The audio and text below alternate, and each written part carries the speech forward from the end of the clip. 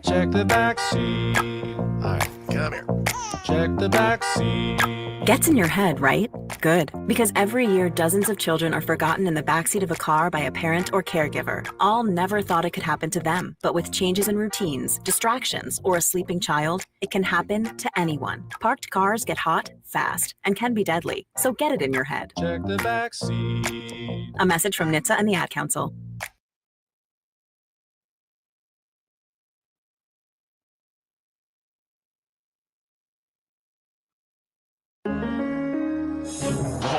Crossover. Oh, killer crossover. Just crossover. You just crossed him over nastily. Another victim to the crossovers. Cross him up and sit him down.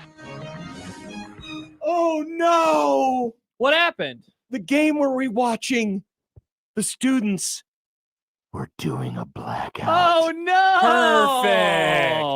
Perfect. And they lost.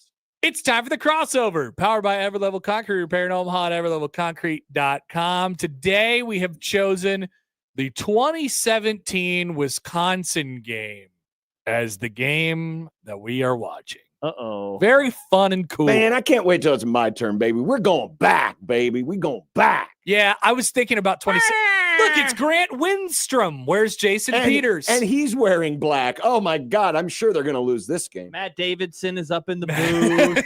He was. Tommy with a Y, Frazier. He's dying to walk over to the BTN booth so they can talk about how the program's collapsing again. This was the reunion of the 97 team. Nebraska wore kind of mesh jerseys. Pretend mesh. Oh, that's right. Oh, wow. They are like 0 for 2 in them suckers. It's tough. Don't wear pretend mesh. It's amazing. So we've watched like 4 of these games back, and 2 of them have been in the in a mesh jersey. We have picked very questionable seasons. That's true. To be fair, I was thinking about the 17 season for some reason today. I thought, let's watch a game from that.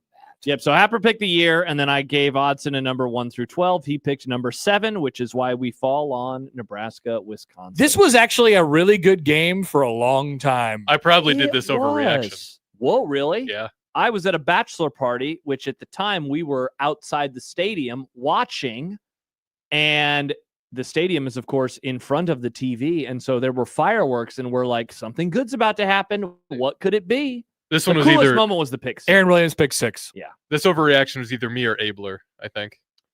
Who's Abler? Alex Abler. Alex Abler, Abler, a fellow yeah. Iowa Hawkeye fan. What's up with all these Hawkeye producers? Because we keep hiring people from We're Iowa everywhere. Western. I don't think Yeah. Alex went to Iowa Western. Oh, really? If he did, I wasn't around him. I thought he did. How about we hire some I thought he people was a from UNO different guy. places? Let's hire people from Nebraska. Creighton, Omaha. Where are the Creighton producers? I don't think Creighton has like a broadcasting Yeah, not really. program, do they? Is that why? You know what? I'm not going to make the joke I was going to make. Oh, you know what? I was wrong. I had a very good joke. The Cubs did play this night, which is why I really didn't pay attention much to this game, but they weren't in the NLCS yet. They lost to the Nats that night. So wait, were you faking it till you made it the following Monday when we discussed this game? You're like, yeah, they got to do better. This was early October. I mean, it was on. This is before I did 2 TVs, so I would occasionally flip over to see what would happen. And the baseball game ended before this one did.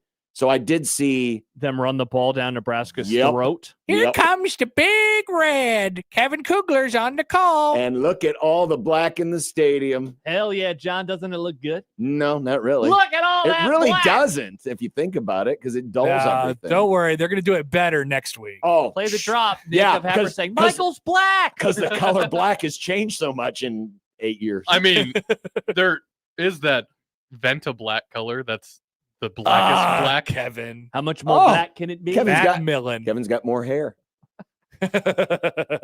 Wow. It might still be his natural hair. I'm He not looks sure. like a young spry boy. Look at Spry Kevin. Well, with the exception of the giant bags under his eyes. Wow. So at this moment in time, Tom Brenneman hadn't said a slur. That's right. That's right. He was That wasn't slurring. until 2020. Uh-huh. He was like, I would never say that, and I love God. If you could go back in time, would you warn Tom Brenneman about that, or would you just let it happen? No, Wow. no, I Well, wouldn't. now wait a minute. Tom Brenneman had to die for our entertainment. But, and Kevin, Well, I'm happy that Kevin is on the NFL now. Me too. So no, and he got to meet Mark Sanchez. A great acquaintance. He gets to know people in many places. Yeah. That is so cool. That's probably, of all the things Kevin can rank about his ascension up the ladder, one of them is I got to meet a future felon. Kevin is probably one of. I mean, if you include Kevin with us, is he the only person who knows someone who's currently in jail? Whoa. Wait. Well, he's not in jail. He's out on bond. Yeah. No, he's out. Is he going to jail though? Well, You would assume so. I mean, he stabbed a guy. well, okay. Rick stabbed a guy That- in the that- heart with a trident.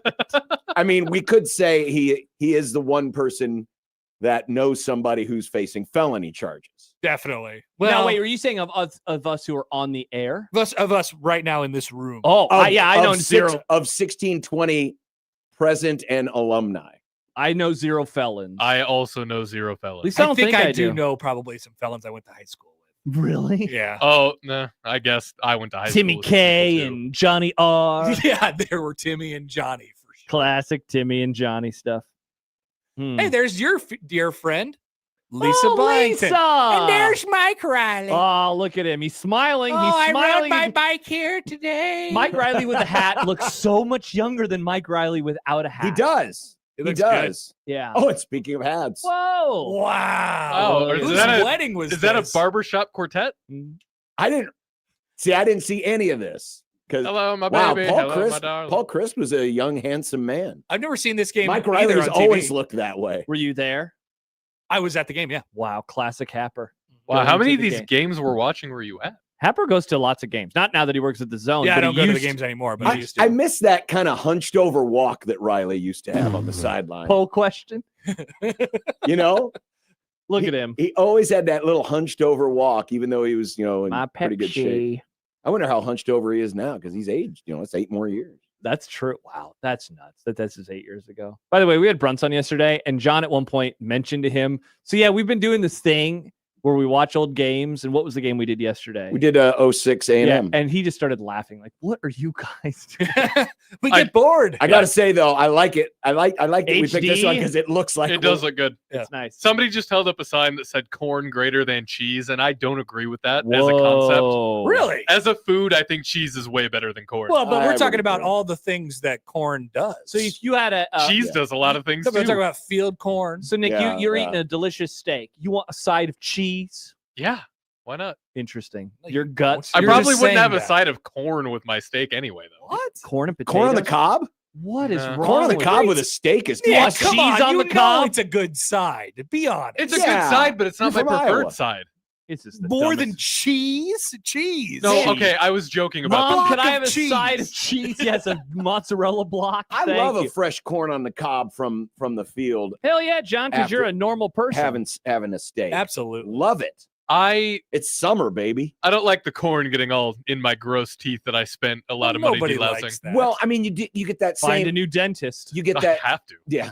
You get that same. Ugh. You get that same feeling though when you're having like chicken wings. No, if I'm That getting stuff gets in your teeth. If cheese I'm gets in having- your teeth. not as much as Cheese gets corn. in your teeth. If I'm having a Does side with my cheese get in your steak, teeth? Ah, it's a new poll. Question. Does cheese get into your Cheese teeth? gets in your if I'm teeth. having a side with a steak, it's either asparagus or broccoli with a potato. That's usually how I I would roll. much prefer nice corn on the cob. boo. It's a zig boo.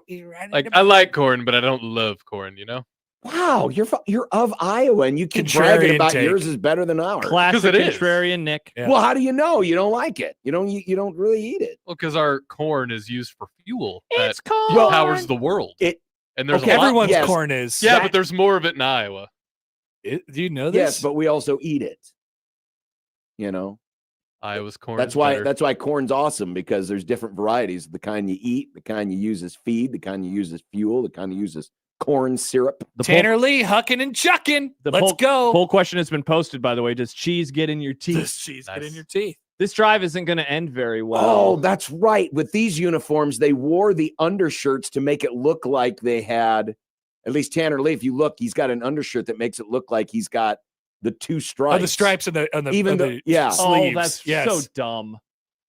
That's what I loved about yesterday's game was how every uniform, it was a shirt. So it actually had sleeves. So Yes. when they had the shirt, Zach the Taylor sleeve had stripes, sleeves. Yep. they were actually sleeve stripes, not fake ones What- because they don't have sleeves anymore. What happened to us as a society that we don't like sleeves anymore on football uniforms? I don't did know, they- man. That's all the holding pen, the ability to hold. Uh, You know, Zach stuff. Taylor Also pulled it off tattoos. though. He was really like he looked good. I like Oh, that. yeah. Yeah.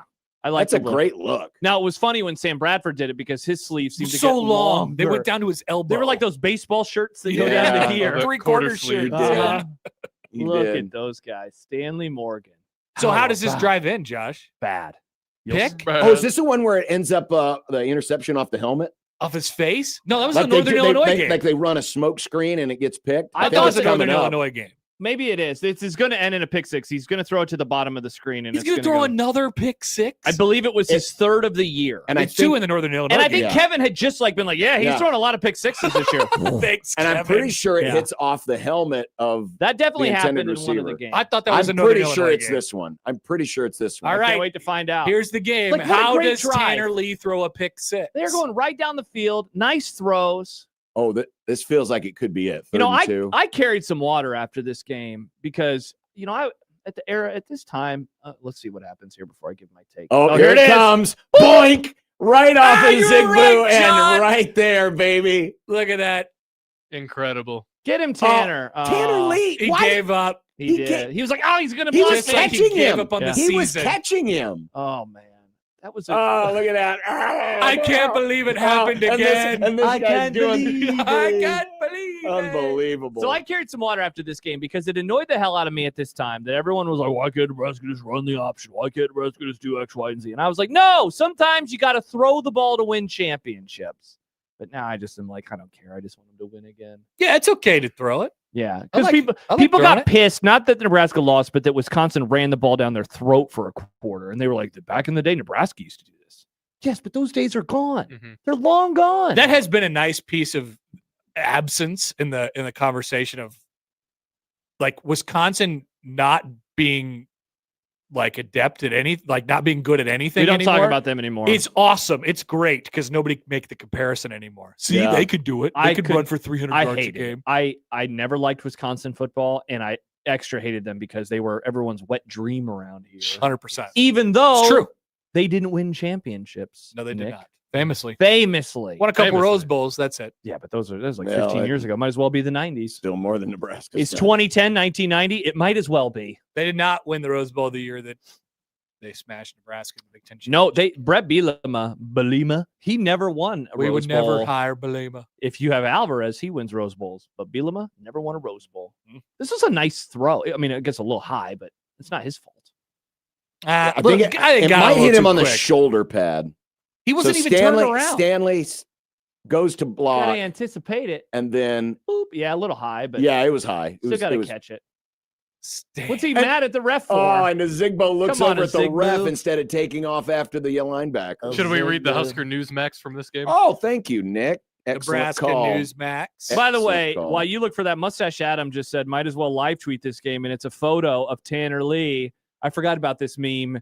Powerball, trust me to pick six. If NIL was Hey-o. around, he could have done that. Heyo. 10th interception. This is the 6th game. Seventh game. 7th game. And he- third pick six. Yeah. Impossible. And he threw 16 picks I this believe year? 16 was the number. So he still has 6 more interceptions. At least he improved in the back half of the year. That's true. He had 9 in the front half. Nice job, Tanner. Full question from the Happer Show is 2010, 1990. Might as well be. And here we Hey, go. there they go again. They're going to keep moving the ball. Running Wisconsin the has ball. 0 yards of offense. It's time to pull quote. What do you got for us, John? Oh, we got a lot today. Holy cow. Colonel Mustard. Nope. Brian Christopherson. Is the Colonel What about okay? Tad Stryker? BC starts us off. He is not here. What? The Badgers just flat bullied the Husker defense when the game was in the balance and all momentum seemed against Wisconsin. They did. I remember. The pick six, John. It was a pick six. From Dirk Chat E. Lane. Bring back Bo. Nebraska honored old heroes Saturday night, but what the school really did was shine a spotlight on the miserable present. Nice. No lie detected there. Pretty tough. From Bob Hamar of the GI Independent.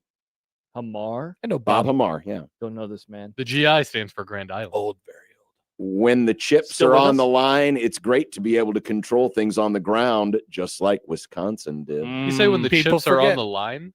Is that a phrase? Good question. Nick. Fight just had a comment in the YouTube that I was wondering about as well. We will find out if this person wrote one of the poll quotes. Oh, Stephen M. Sipple. Not that man. He's still writing. Oh, wait, I do know a felon. Oh no!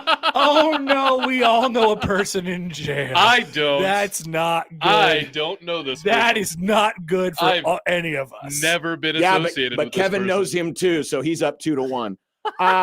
Oh no! Mike Riley realizes what he's going to hear in the days ahead. It will go something like this. You're not Scott Frost. Look at Wisconsin winning the big way See? Nebraska used to win big. So annoying. So annoying. Oh, Sorry, Sipple.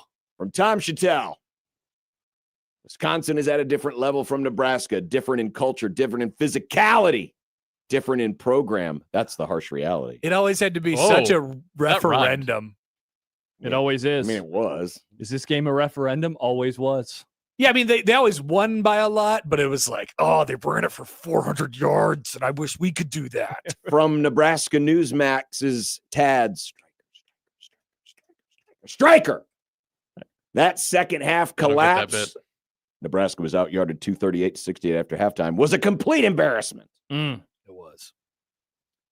Brandon Vogel. Nobody talks about how cool the first half was, though. First Hail half was varsity. cool.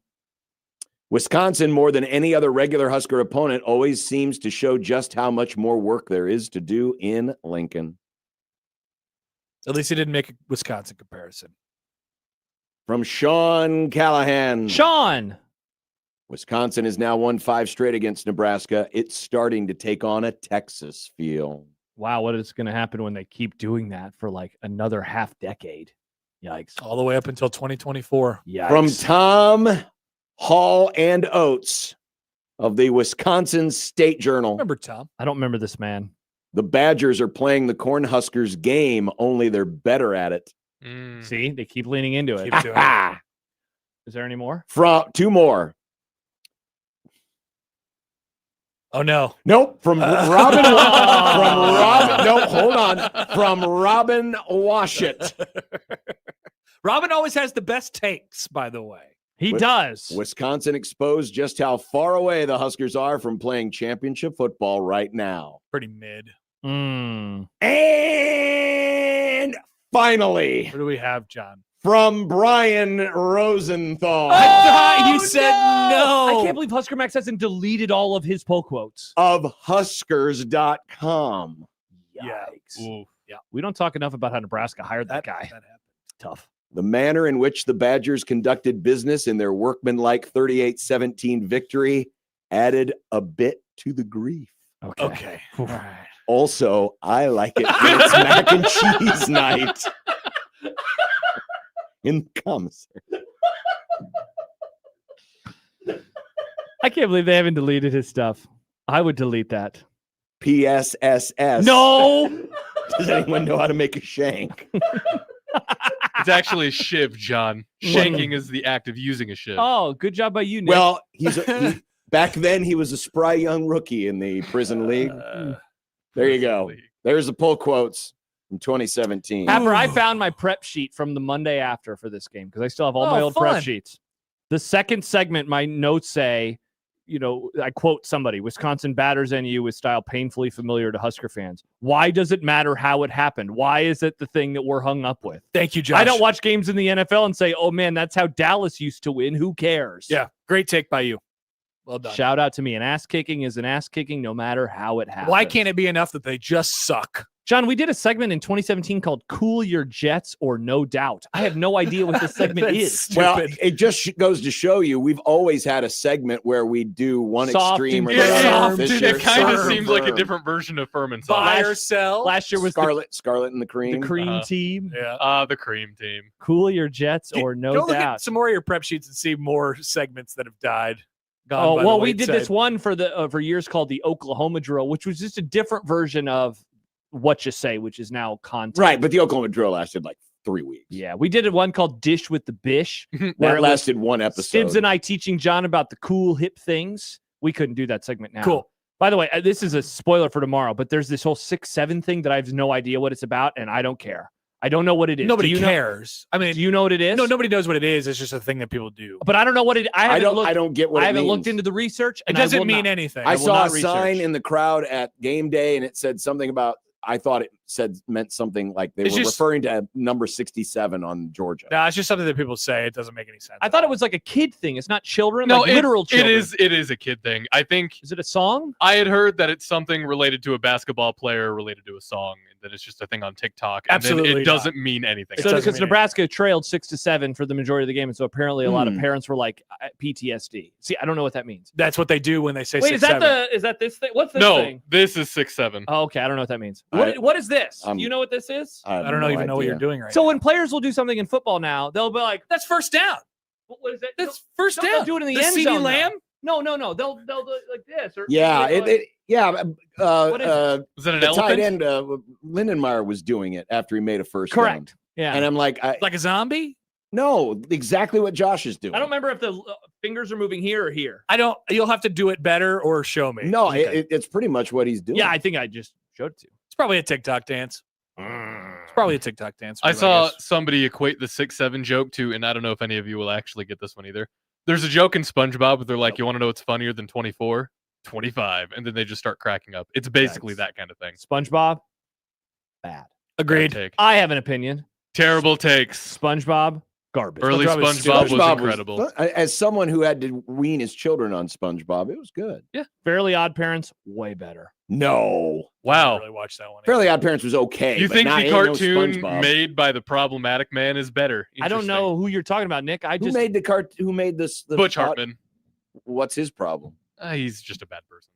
What did he do? Hartman? Yeah. What else did he do? What did he do? I think he would take credit for other animators' work. Oh, you don't get canceled for that. That's just Hollywood, Wow, baby. Did you know his real name is Elmer Earl Hartman the Oh, Fourth? you should've gone by That's just Elmer. Hollywood, baby. That's business. Yeah. Let's see if there's Now is this? There's let's see if no. there's a problematic section. There is here. not. Now is this a Nick fact? It might be. Mm. I thought. Oh, this is why he doesn't like him. You're canceling people all willy This nilly. is why he doesn't like him. Hartman is an openly devout, born-again Christian. Nick. John got or me. Nick, are you thinking of the creator of Community who has a similar name? No, I'm You not called him thinking the about it. bad man. In February 2021, he was Uh-oh. accused of plagiarism when he published his commissioned artwork, Attack on Titan character. Not a something, Nick something, fact. something. We need a drop. In which similarities, fact. listen, in which similarities were noted in a 2018 artwork of a Japanese artist. Oh, that's how he even knows about this. Yeah, it was on his message board. Okay, here's the drop. You know, like the TMZ when it goes gung, gung, gung? Yeah. Nick fact or something like I love it. This is a good idea. Uh-huh. Gung, gung, gung. Nick, what do you think about fact. this? A Nick fact I like it. sounder. Why not? But then also when you're Law and correct, Order. it could you go be Law and Order. bum, bum. Yeah. Nick fact. Boom, boom, Ooh, actually, I doom, think that's doom, better. doom. Yeah, a Nick fact, Boom, fact boom, investigation. doom, doom, doom, doom. In various statements, Hartman has downplayed suicide and mental health issues and implied that they are not an issue in the past. Canceled. Whoa. Okay, now that's mean. That's just being mean. I draw the line at that. You can have your plagiarism. I'd rather. Okay, what do you want, Nick? Someone Yeah. to plagiarize or someone to say suicide's not that big of a Which deal? thing Can would I you like have to neither? cancel him I'll for? choose the first Well, one. now, are we sure that he was saying suicide isn't that big of a deal, referring back to a certain someone who may have been in a bunker in 1945? Ooh. Under. Tremendous. Designated Hitler. People are now telling me what 6'7" means, which I don't like. It's not What's anything. it mean? Zach says it means so. Like the saying I'm at 6s and 7s. I've never heard of that. I don't think saying. that's what that means. Chris says it means I don't know. My daughter says it all the time now. It's from a TikTok. I don't think it means I don't know. I think he asked her what it means, and she said I don't know, and I think he took that literally. That would be pretty funny. Yeah. Or maybe your daughter is trying to trick you. I don't know how better to explain it. It's just a thing It's that people nothing. say. It's It's- nothing. it's If, nothing. if it came from TikTok, the odds are It's dumb. It's an anti-joke. You know, it's funny because it's nothing. It's one of those types of things. Oh, cool. It's so wild how Wait, it's funny because it's nothing. it's funny do you because know- it's not funny. Do you know that the whole TikTok. premise behind the sitcom Seinfeld is it's a show About about nothing. Oh, a great show. Yeah, though. it's also a show about not being funny. You're That an it's idiot. included. That's not what it's about. David says, I have a bunch of nieces and nephews. They said saying 6'7" is like saying it is what it is. It's That can't be true. nobody uses it. In I don't that think way. anybody knows what 6'7" means, and they're just making things up all the time. Isn't it wild that at one point in your life, you're like that person who's confusing the elders, and then you are the elder? But I'm trying to But think you're like not that old. what was I saying that was confusing to my parents in like 2007? What about when we started saying that's tight in the 90s? What about Liddy? Lit? I was never a Liddy guy. No. Were you a You're- YOLO guy? Probably like sick, like that's tight. sick? Oh, sick. That's sick. I said tight. I love tight. Going ham. Going ham. Yeah. Did your parents get weird about Raw? dude? Whenever Like I'd that's raw. whenever I'd say dude, I'd get yelled. It's like, a dude is an elephant butt hair. Yeah, talk English. Yeah, Yeah. don't say dude. Okay. Wow. It so seems so simplistic. These guys are talking about nonsensical things, numbers, Garbage. garbage. And at some point, we'll be working with these fools. I know they're going to join. Well, I don't know. Are they really? Do they want to come into radio?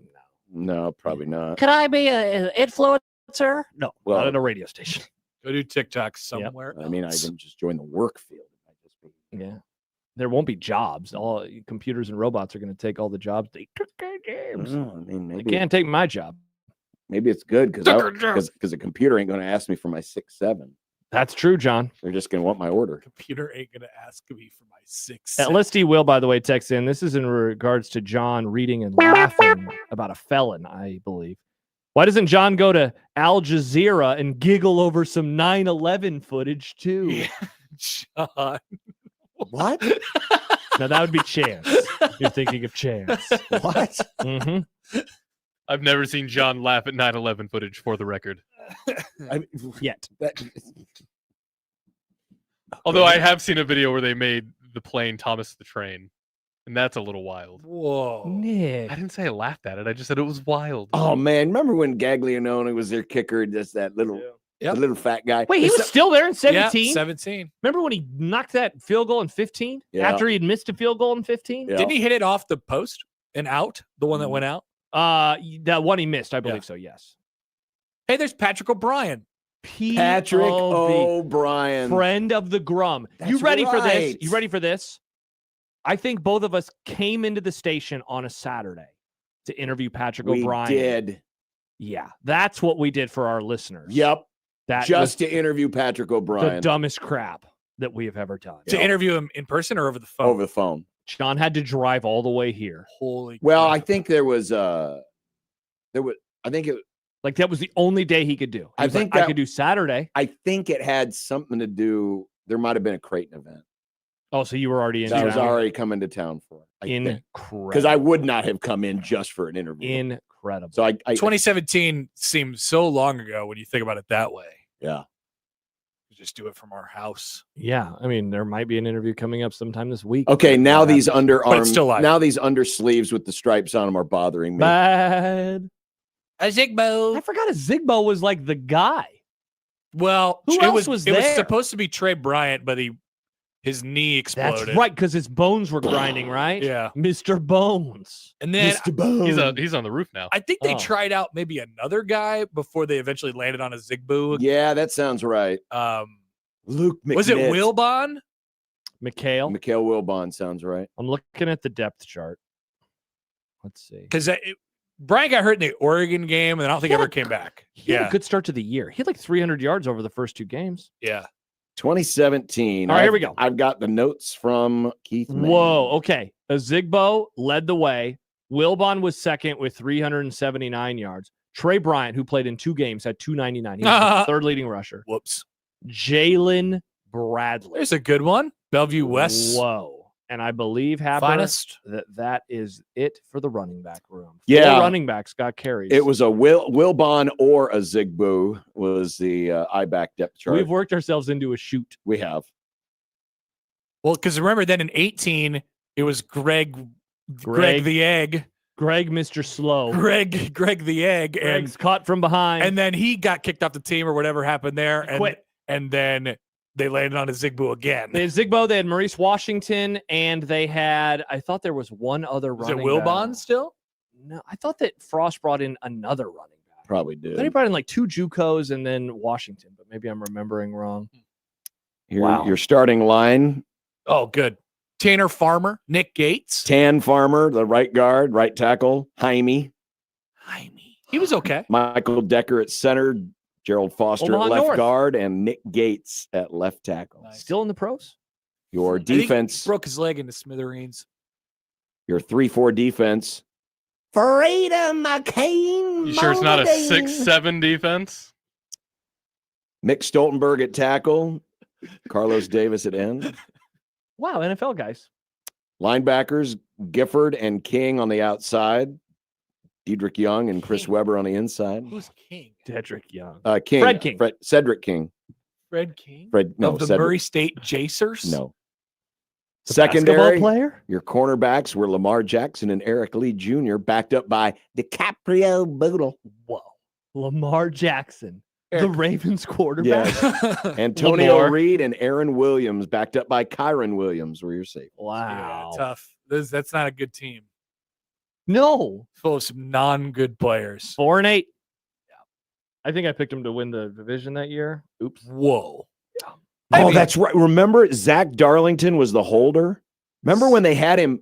Zach, my He brain played- is Yes. scrambled. Darlington. He played at the end of 16 because all the quarterbacks were hurt. Right, but didn't they fake an extra point with him? Yeah, and we were worried because his head was going to pop off.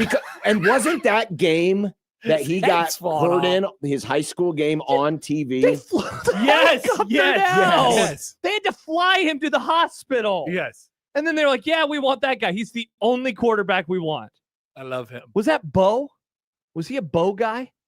Well, because his last year would have been, I think his last year was 17. He was a junior this year. Oh, okay. So 17, 18, 16, so 15. 14. Yeah, Bo.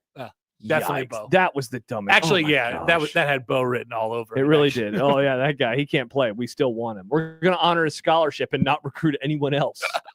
Jeez. Good Lord. Great idea by Bo. Uh-huh. Yeah, because at the end of 16, Tommy ripped his hamstring into shreds against Minnesota. And then I was Riker there. Fife broke his wrist or something. But like they tried to keep playing him with like a cast. Yeah. And then it was Zach Darlington was the next guy. Wow. Disaster. Because I think that was when John and we started getting on our high horse about they should allow players to play in bowl games and it doesn't count against a red shirt. So Yeah. college football was like, cool, we'll give you 4 games. Yeah. No, we didn't want that. We just wanted for the bowl just game. wanted the bowl, one. just the bowl game. Because that was the people. very beginning of the era of the good players sitting out. And we're like, okay, if this is going to happen, why not allow for Right. backups? It was to also play? during the time where Nebraska went to bowl games. Whoa, those days are maybe back. Maybe back. We'll find out unless they lose. The bowl streak still 6 existed. games in a row to finish the season. That would be bad. The bowl streak still existed until this year. This is the year it was snapped. Wow. Because they started going in 08. So they had been for almost a decade. Yeah, Yikes. And then they went almost a decade without going to a bowl. that's right. Unreal. What a dumb program. And what did you guys hear Yogurt last night talking about how they've been in a 15 or 20 year rebuild or something like that? Uh-huh. And then did you see Sipple's post on the message board about no, what did he No. say? Sipple is like, with all due respect to Bo Pelini, it hasn't been 15 years. I was like, awesome. It's a decade. The answer is a decade. As the collector of the Chronicles, it is a decade. Starts in 2015 when they lose on a Hail Mary. Yep. What's up with John Jacobs, who is just John always Jacob mad, Jingleheimer Schmidt. What's it, John just Jacob. crying His about name was the- my name too. just crying about the crossover. I know. Just Why is cries he- about everything. We're Here's even his bit. talking about sports. Why is he crying? We're talking about Husker football. Huskers. Why is he crying? What is he crying about? He hates when we don't talk about sports. Yeah. Oh, his, shut his bit. Christ is king. Somebody says you're an idiot. He says you don't love the Lord. So that's how he starts every day inside of the chat. And then it's I picked Nebraska to go 10-2 and make the playoff and win last week 42-3, but they're disappointing me. Which, like, come on, you didn't. Nobody. Oh, yeah. believed. He's the guy who says at the beginning of every week, they need to win like 68 Or I'll to be nothing. mad. Otherwise, I'll be disappointed. Yeah. Stop. Please stop. Again, this is a reminder that I want to do a bracket of the most annoying listeners someday. I'm going to do it someday. Do it. I should. That would be a fun March Madness. Where am I on that list? John, Hey. you are not a listener. That's not what I was He's not talking about himself. I wonder if that guy still listens to our show. Probably not. Calls into my show from time to I time. hear him. Yeah. I hear him. All right. Is this a happy new year? Nah. It was fun for a little bit. Oh, yeah. When you read that one quote from that one guy. That was and not then we fun. and then we all laughed. Not Ha ha. just me. I'm not in prison. We all laughed. I go home Oh, to a there it bed. is. There they are. Scott Frosty's not there. And Scott Frost Try is not doing there. terrible Come things if you don't want to go to on. prison. Whoa, Tom looks so much younger. He does. And he looked old at the time. Whoa.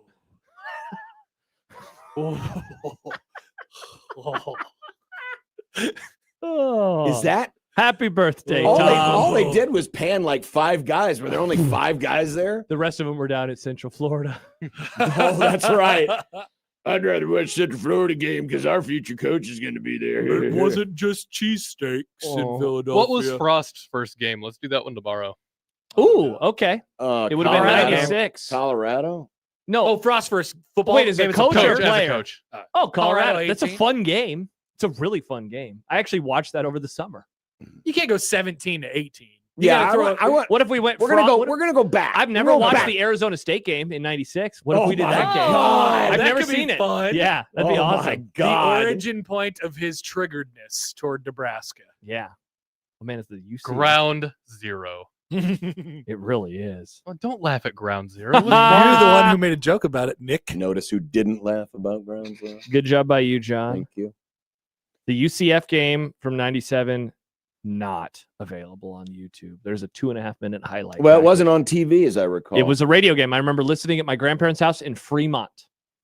And I was like, what? They're struggling with Central Florida? And then they played Washington, and everyone was nervous. Yes, they were. And then they whooped that ass. That's what they did. And I had dill dip, Nick. They controlled them. You do love dill dip. That's my dill dip origin story. That's what I call you. That's why your nickname is Dill Dip I love behind your back. I love dill dip. Mr. Dill Dip. Mr. Dip. Chance writes ground zero. And that's the crossover. That's the crossover, powered by Everlevel Concrete Repair in Omaha, everlevelconcrete.com. We will be back. The Grum is next on 1620 The Zone.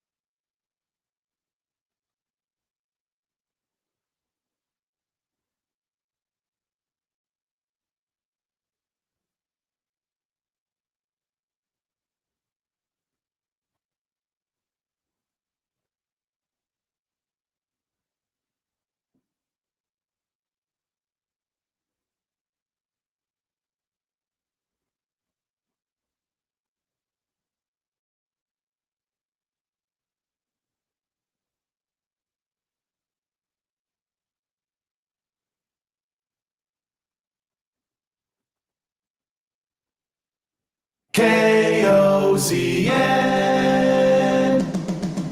Unsportsmanlike conduct on 1620 the zone. Husker Athletics, Creighton, and yes, UNO. Don't miss a moment, they'll give you your fix. They're on every day from 2 until 6. Spend your afternoons with John, Josh, and Nick.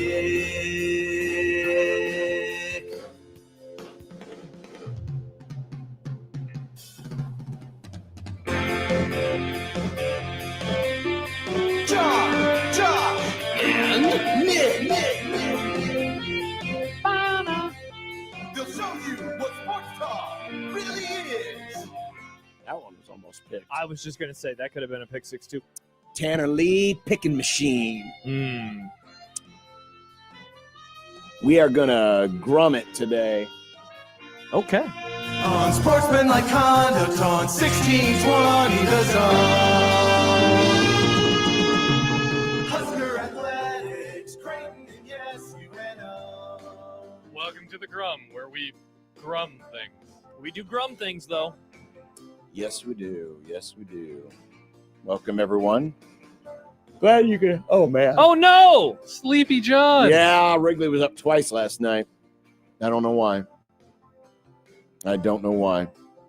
Didn't sleep well. Part of it was, I don't know what was so special about yesterday. Just a random Tuesday. On a Tuesday. But it was like Talladega on the last lap out there last night. Oh, on great the reference, interstate. John. I mean, everybody, including the semis, were going really fast. I think And people zipping in and out and passing on the right. All right, zippity doo dah. and all of this Zippity-yay. stuff. And then you'd get the people who, inevitably, come screeching from behind, and then mysteriously they get to you and then they slow down and they back up a mile. It was nuts. now it pisses me off when people drive like idiots, obviously. But It pisses me off way more to see a semi driving like an idiot, because That's that's dangerous. a big machine that can kill anything. Yeah, there was that's one- not you. There was one dude pulling a tanker no, it could kill you too, Nick. who made a very questionable move to the outside lane last night. I mean, it was crazy. I watched I people mean, I've driving seen- on the shoulder. Well, Greg and yesterday. Lincoln agrees. I was heading back to Lincoln at 7:30. Yeah, it was weird driving last night. I've made the observation many times that Thursdays seem to bring out the worst in people. I love 'cause that you have these specific dates. He's Hey, right though. I've been doing it for 12 years. I know. I mean, these I are can't things even argue notice. with. I can't even argue with you. And it's just like crazy. And sometimes too, it's there's like an event in Lincoln. Like there's like last week it was Nate Bargatze or maybe a concert or something. And the people that want to go to that from Omaha are just like, I gotta go see the Come a Running Boys. Nick dealt with that. But for yeah, the there was pregame show that I know did. that And he nothing will that I again know on of. Saturday. Yeah, there wasn't For anything going on Northwestern? that I know of. What time are you going to leave on Saturday, Nick? Well, I'm trying to leave my house by 5:30 on Saturday. Whoa, you're going to get there way too early. But sounds good. No, that you'll get there just in the nick of time. No Yes, pun intended. thank you. Well, I leave there by 5:30. I'll get here around 6. I need to leave here by 6:30. Oh, wait, my bad. I forgot that you Yeah, he's gotta get here go first. Have you Yes, that's a proper You time. ever Nick. thought Good call, about- Nick. Ever thought about just taking the stuff home with you? I have thought about that. Yeah, why Uh, don't you just take the stuff home with you? I take a station vehicle. I have to put it in our garage. That's the rule. If you take a station vehicle, it has to be in a garage. And I you don't- don't have a garage. We don't have room in our garage. Why don't you have room in your garage? Because the fiance parks in the garage. Can the And then we future have other wifey things leave Yeah, her in the car gar- out for- for one For night one night? to give you a little extra sleep? Yeah. She wouldn't offer you an extra little bit of sleep? Yeah. I'm sure she would. Tough look. I just don't want That to. is a tough look. This is the first time that Nick deserves some credit for something. You're a nice husband, future husband. Thank you. yeah. Tough look for her, though. Yeah. Really She's tough look. fine. I haven't asked. She's fine. That's what people say Okay. about Well- Emmett Johnson, and then he rushed for 200 yards. Well, ask. Yeah, have you thought about asking? Just say, hey, for tonight, it'll save me, because that'll save you 45 minutes at That's least. a lot of extra sleep when you're Maybe. waking up and getting, because you 'Cause got to what wake you're- up at what you- 5. I what- would what- be able to bypass all that traffic on Giles if I left from home. Yes. Look at this. Nick, shoot her a text right now and say, honey, You should. dear, Shoot her a text. the love of my life. Remember how you said yes? Can you also say yes to this question? Yes. Could you please park outside the garage For so I one can park night. the It's station just vehicle in the one night. Because What's going to happen? It's going to hail. and well, if it hails, you got insurance, they'll take care of it. There you go, Nick. Insurance. Unless they dropped you from that too. Probably from the did. network. That's Yeah. a joke from yesterday. Yeah. They do be liking to drop me. But yeah, I mean, I think that's a capital idea. Capital idea. Stan says, wasn't Adam Sandler last night? Yes, but that was in Omaha, wasn't it? Yes. Yeah, so they would have been going this way. Yeah, they wouldn't have been racing to Lincoln to see. I gotta see Adam Sandler. I have now. We've talked about this before. People have become worse drivers since COVID. Yep. 100%. And it makes sense that it's the worst on Friday nights and Saturday nights, but I leave here on Friday night so late that I'm always in the worst of it. Margareton. Yes. Really? Because the worst there's hardly any traffic, but the traffic that there is, everyone drives like an idiot. Oh, I see what you're saying. I left Friday. It was actually Saturday morning at like 12:30, and I thought the traffic was great. That's a sweet spot. Usually I leave like 9 p.m. Terrible. Really? I hate driving Going here west? at 9 p.m. Yes. That's nuts. I figured it'd be awesome. Because kids are going to Canes. It's probably college traffic. Kids are going to Canes. Kids are going saying 6, to 7. Canes. They're saying 6, 7, and they're eating Raising Canes. Jerks. Monsters. Grum Down is back on the graphic, folks. What do we got today? We're done ranting. Well, I guess we just ranted, didn't we? About other things. About Not the about trash. Nebraska. Not about John Butler's bad press conference. John Butler's very bad, no good press conference. I didn't like that answer, John. Mike Schaefer is going to be in the green room shortly. He's Whoa. with Husker He's almost- 24/7. I think he just literally just popped Oh, in, John. man. We got to get to him. Holgo versus Sat, a follow-up comparison. Oh, you jerk. You just want to keep saying Holgo the no-go. I'm sorry. Holgo the oh no. I promised to do this a few weeks ago when I did it for the first time, and people got offended. I'm going to call you Holgo the Popo. Because you're a police officer trying to arrest Holgerson. Pretty soon will it be Holgo the no-co? Nick, what is going on with this place? I'm just asking. What are you going to say next? Fire Matt Rule? They're going to lose on Saturday? Everything's going to hell in a handbasket? Is that what you're saying? That they should hire Brian Hartline, the wide receivers coach at Ohio State? Is that what you're saying? And his recruiting would be awesome, and maybe he's the next great coach of college football? Is that what you're saying? Maybe Lincoln Riley gets chased out of USC. I don't want Lincoln Riley. Did you want Matt Rule? He wasn't my number Listen, one. Lincoln Riley will never come here because He will in 2 weeks. No, well, but that's the reason he'll never come here to work because he'll be so scared. Oh, it's so black and blue. How much more black can it be? The answer is no. I had this thought the other day. Do we need to use Lincoln Riley as a gauge for how good your football team is? Because if he doesn't want to play him, you're good. But if he does want to play them, you're bad. Wins above Lincoln Riley. Wins above Lincoln Riley. I don't like hate it. this idea, Nick. I like it. Mitch Holtis, I bet he owns a car for every Raider first down. How did they have 3 of them? 3. Wow, I only have 1 fewer cars in our household than the Raiders had first down. I'm going to ask Mitch this question. Do you have more cars or as many cars as the Raiders had first downs on Sunday? What is your television to first down ratio? Oh, because I'm guessing that Mitch has a car, Mitch has a car, and there's like a third Mrs. car. Mitch. Yeah, they definitely are a third car house. And Mitch might be because he's closer of my generation, where Like a Corvette. he might have like a Corvette or an old Camaro, a summer or car. Yeah, Yeah, summer it car. stays in the garage. I have twice as many TVs as they had first downs. That's bad. You do have TVs. I have 6. We'll get fired up for football. Oh, baby. Tony V makes the jump to MLB. Yeah, Ooh, the this is Giants just made it official. Now, I thought this wasn't happening. There was a report the other day that said it was like Bob Boberson from the Reds.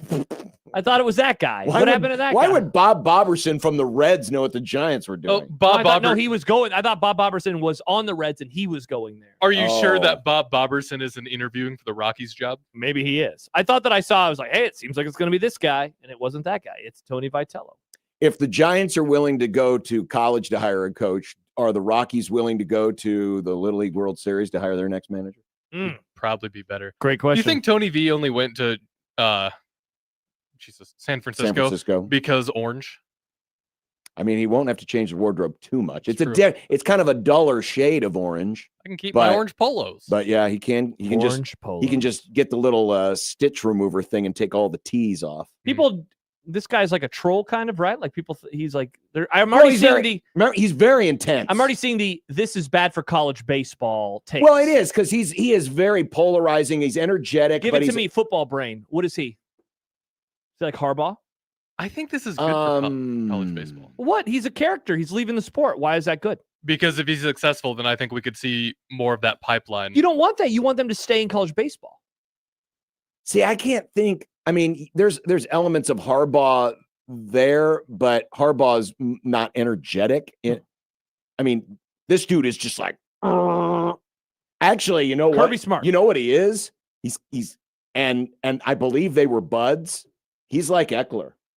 He and Eckler were buds. Okay. And He'll run a marathon on the interstate. And they both have, I mean, if Tony V would run up and down the dugout and, do the jump up body slam thing. Is that going to work in Major League Baseball with a bunch of adults? Probably not. Grown men? Interesting. Tears in their eyes. Oh, yeah. Siggs' contract, another step in college football contract. These contracts are done, John. Now that James Franklin got fired, we're never going to see it. Oh, wait.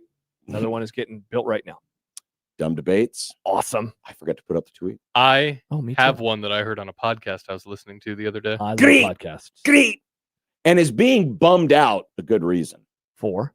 You'll find out. Whoa. Is that a dumb debate? It could be. Okay. But it's not planned for dumb debates. If you know what I mean. Looks like the chat's already popping off. We appreciate the YouTube chat. A great place to find. To meet friends. To maybe meet your future Mrs. or Mr. Ooh, remember when we had the couple who conceived their child? Oh, yeah, the Grum baby. The Grum baby? While they were listening to our words. Maybe? Could the chat? YouTube chat set up a relationship? I don't hate it. Now, there's usually just like one woman in here at a time, so interesting. Also, they get weird about it when I don't there's remember a girl. We've never talked to one of those before. We had, what was her name? Tennis Girl last week? Tennis Girl. The whole internet lost their mind. And she's never been back. And all of our basement dwellers were like, boobs! I shouldn't have to tell grown men to calm the hell down. Grown men with tears in their eyes. Do you have bumps where other people don't have Learn bumps? how to talk to women. It's not hard. Chance writes, women are here. Tennis Girl, are you there? Now, Banger Fan says Tennis Girl. No, Tennis Girl, I found her YouTube channel. She was legit. Yeah, she puts up shorts about tennis. She's like, watch me play tennis. That's what her whole She's bit a is. tennis influencer. Yeah, exactly. How the hell did she find us? She said she was just scrolling through the live things on YouTube and we were there. The algo, John. The algo brought her to us. That's awesome. And then our YouTube comment section scared her away. It's Charles like, writes, hello, women. I bet she actually was. She was probably like, I would like to meet a future mate. And, people don't like to do the whole bar Future thing or mate? anymore. A future, mate. A hookup. Okay. Side piece, Nick. What phrase would you like us to use for how you describe women? Yeah. Partner? That's not what you say what's wrong with whatever? Isn't there a website called like meetyourmate.com or something? I hope not. That sounds terrible. Maybe she was tired of tennisonly.com and said, I'm going to meet someone on a YouTube chat. And then she saw our YouTube chat and was like, hell no. All right. I probably should have done this. Okay. Ain't no chance in hell. Now, match.com, that's close to the word mate. It's not the same. Okay. Mate.com, that's what they do in Australia. Hey, mate. Max, nothing is wrong with the chat. It's just that it's a great chat. But when a woman shows up, y'all freak out. Exactly. Oh, man, I have a pants tent. That's what happens. Every time. It's the pleats in the pants. Every Even though time. you can't see them because you can't see me. I can barely lift my right arm. I did so many. It's not much of a pleat, though. 402-951-1620 Prairie Flower Casino Zone Hotline. Hell yeah. J-Tech Construction Zone Twitter page at USC1620. Hell yeah. Equitable Bank inbox, John at 1620thezone.com, Josh at 1620thezone.com. At Equitable, we take banking personally and answer the phone on the first ring. Honestly, we can only vouch for just a couple of the people that are regulars in the chat. Chance. Oh. Chance has lots to offer. Yes, Chance has lots to offer. Head of hair. Chance has lots to offer. A brand new bookcase that was lightly used. Yeah. Among other and funny takes. Yeah. He sends me good memes. I mean, especially if you're... These are good memes. Especially if you like to see the humor in disasters. It's always good to find the bright side. One in particular. Yeah. With Chance. But who knows? If that's what you're looking for, Chance gets it. I got the guy for you in our YouTube comment section. He's got great Mhm. hair. Dan writes, please tell me, Josh, that whenever someone on the Grum says Tuesday, you immediately think to yourself, on a Tuesday, I for sure do. And it makes John thanks mad. to Ian and Stibbs, man. We don't have to hear that anymore. We used to begin every Tuesday And it show used with to that. drive On a me nuts. Tuesday. Club going up on a Tuesday. I don't think Stibbs liked it either. I think it was just me. But it was fun. Those days are long gone. Yep. Long gone. You know who's not long It's gone? gone the way of what was the segment you found Sister. Oh, wait, never mind. in 2017? Oh. What was the segment we called it? She's Jets close. or Nets or oh, what was it? God dang it. I can't remember. Let me open it it was up. so convoluted too. 2009 segment or 2017? 2017. Cool your Jets or no doubt. I So love here's what No I Doubt. wrote. How did we come up with that? Wisconsin is a legit playoff contender. So I believe we would say cool your Jets or no doubt. I know, but how did we come up with that phraseology? Great question. I mean, literally, soft or firm was something I came up with on the drive back from Kansas City. I said, Josh, we had to do a segment called Soft and Firm. Wow, this is a classic me-pilled question. Georgia and Auburn are legit contenders to actually beat Alabama and keep them out of the playoff. Auburn beat both in the regular season, and then Bama beat Georgia in the Natty. Now, did you cool your Jets on that one, or was that a no doubt? I probably said no doubt because I hated Alabama. At the time, Nick, if Ohio State played Bama, I would root for the Buckeyes. Now you wouldn't catch Way me. to sell your soul. My dead corpse wouldn't be rooting for them. Dead corpse. Wow, Shafe's been sitting here for like 10 minutes. Yeah, we better sorry, get to Shafe. break because Shafe's coming up next. As well, we'll find out what he thinks about the weird week that is. Cool your Jets or no doubt. Or no doubt. I promise we will not say any of those words. That's. Can you make the promise too, John? I'm not a fan of that. All right. So let's not do it then. I like Maybe soft. with Mitch Holtis. I like soft and firm, soft and firm. just like the people in the YouTube comment section. Soft and firm. And then a woman shows up. Firm. We shall be back. 1620 The Zone.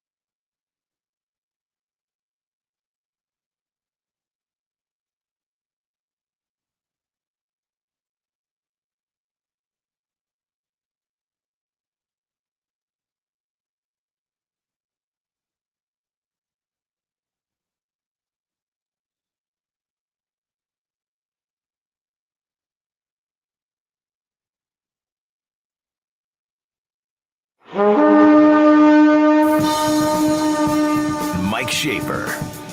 There's a part of me that really thinks that there's a Sasquatch. Mike Schaefer. I think the issues here are largely football related. Mike Schaefer. People are like, oh, the Vikings are terrible. And it's like, yeah, terrible teams always go 13-4. Mike Schaefer. I don't feel good for anybody. All my entire life is rooting for sports teams that get as tantalizingly close as possible and then don't win. Mike Schaefer. I have no joy in my heart for you or you or you. Mike Schaefer.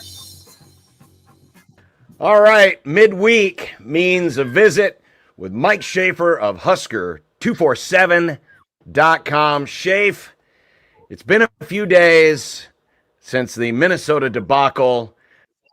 I guess the 24/7 team will never travel all together again. Here, I thought the Minnesota debacle was Carson Wentz attempting to throw the forward pass in 2025. Oh, well, yeah, I guess that could be There true are multiple too. debacles these days with Minnesota, Shafe. Yeah, it's like they split the weekend, I guess. Didn't go how I would have preferred the split to be, but the Gophers ended up being the only winning football team in the city of Minneapolis over the weekend. this has been kind of the question that's been burning in my, well, one of many questions burning in my brain, but a forward-looking question, and that is, how much can a good week, a good game on Saturday restore lost trust from last Friday? I don't know that it can. I think it's a lot easier to fall out of favor with a fan base in one performance than it is to win them back. Because here, if they go and they play a great game, you can already hear the steady response of, yeah, but it's Northwestern. Yeah, but it's Northwestern. You know, so it honestly, they shouldn't even, and I doubt they even think about it in that perspective. But if for some reason they were, it shouldn't matter. Then it really doesn't matter whether they win back the fan base on Saturday or not. What matters is that they show up and they show that they can play football at a higher level than they did on Friday. And as someone who thought they were going to lose on Friday and then has been a little bit kind of like, okay, but last week the whole conversation was about how you got to keep Matt Rule forever and that this football team is on the right path. I just don't believe the one performance that was a schedule loss for this team to almost every media member before the season. And I understand what it looked like. I just don't think that that's enough to erode everything else that came before it. Now, should Nebraska show up and struggle again on Saturday to stop the run and to protect the quarterback, and they only put up 6 points again, I can totally buy that. A lot of it for me was I felt like the offensive game plan shipwrecked this team before it even really started. I think Dylan Raiola shipwrecked him a little bit with some of the decisions that he made. Dana Holgerson got into that a little bit in terms of they checked out of some stuff that he wanted to do. And, you know, it certainly wasn't a good Dylan game by any means. He missed on a couple throws that might have changed the trajectory of things. But I think it's okay to say that sometimes your coaching staff is just going to have a bad game. Your team is just going to have a bad game. And I think it was more of that combined with Minnesota doing what Minnesota does. Then Nebraska completely forgot how to play football, and they're going to look like that the rest of the year. I mean, we saw this team, and obviously Indiana went to the college football playoff, but Indiana embarrassed Nebraska pretty thoroughly last year to the point that we had a lot of conversation about it. And then you could make the case Nebraska played the best game of its year in terms of the opponent that they played, the setting, and they showed up and they played Ohio State really, really tough. I thought it was the best game defensively they played all year. Offensively, different conversation, but I just don't think that it's smart to let one result dictate how you feel about this team in its entirety. Now, if you're like, hey, Mike, this is the third time in 3 years we've seen them just no show in a game like Michigan State and UCLA, then yeah, that's part of a pattern. And that was also something that I was concerned about coming into the year. But I still think the season has to play out. And there's been a lot of grand sweeping generalizations or just overreactions in my mind to what we saw on Friday. So, Shape, what in terms of the reactions, which ones do you think the worried reactions are most fair right now, and which ones are the ones that you are like, okay, like settle down? You mentioned schedule loss, and you predicted this loss before the year, and you were one of the few who actually stuck with it last week. So like I do like appreciate that part of this discussion, but I'm wondering what you have seen that you think is a fair response and what is unfair. Yeah, so to me, some of it is I find it interesting when we decide what they say on Mondays and Tuesdays really matters, or when we decide that it's a sign that things are falling apart. And so I do think there's an element of confirmation bias in, oh, they sound like they're, the miscommunication is strong, or they're not on the same page, or there must be something going wrong with this coaching staff. Or if a coach decides to be vulnerable and introspective, it's held against him. When I could also look at that and be like, yeah, he's acknowledging that he had a bad game plan. They've had better game plans throughout the rest of the year. I think that on balance, things have worked better for them than they have gone poorly. So why would I assume that it has to go poorly again the next Saturday? So I think some of it is just this like desire to try to figure out what happened on Friday. And so we're just confirming our prior biases. And I'm part of this too. I said it right at the beginning when I said it was a schedule loss, and that doesn't really tell you how bad the depth of that loss was and how they played and everything else. So I'm no different than anyone. And I want to make that clear. But there's other things where, like, I've seen this reaction to the players only meeting where it's like being viewed as this negative thing. And, oh, I thought the culture was bad. And I, again, could sit here and be like, well, wouldn't the culture tell you that if the players are taking ownership, that they don't want the season to get away from them, that they call a players only meeting, that tells you that there's people stepping up inside those walls that aren't the coaches, that recognize that, hey, things have to be a little bit different. Hey, we got to take ownership of this. So again, it's all in the eye of the beholder, or the eye of the listener, or the ear of the listener. I don't think you can listen with your eye.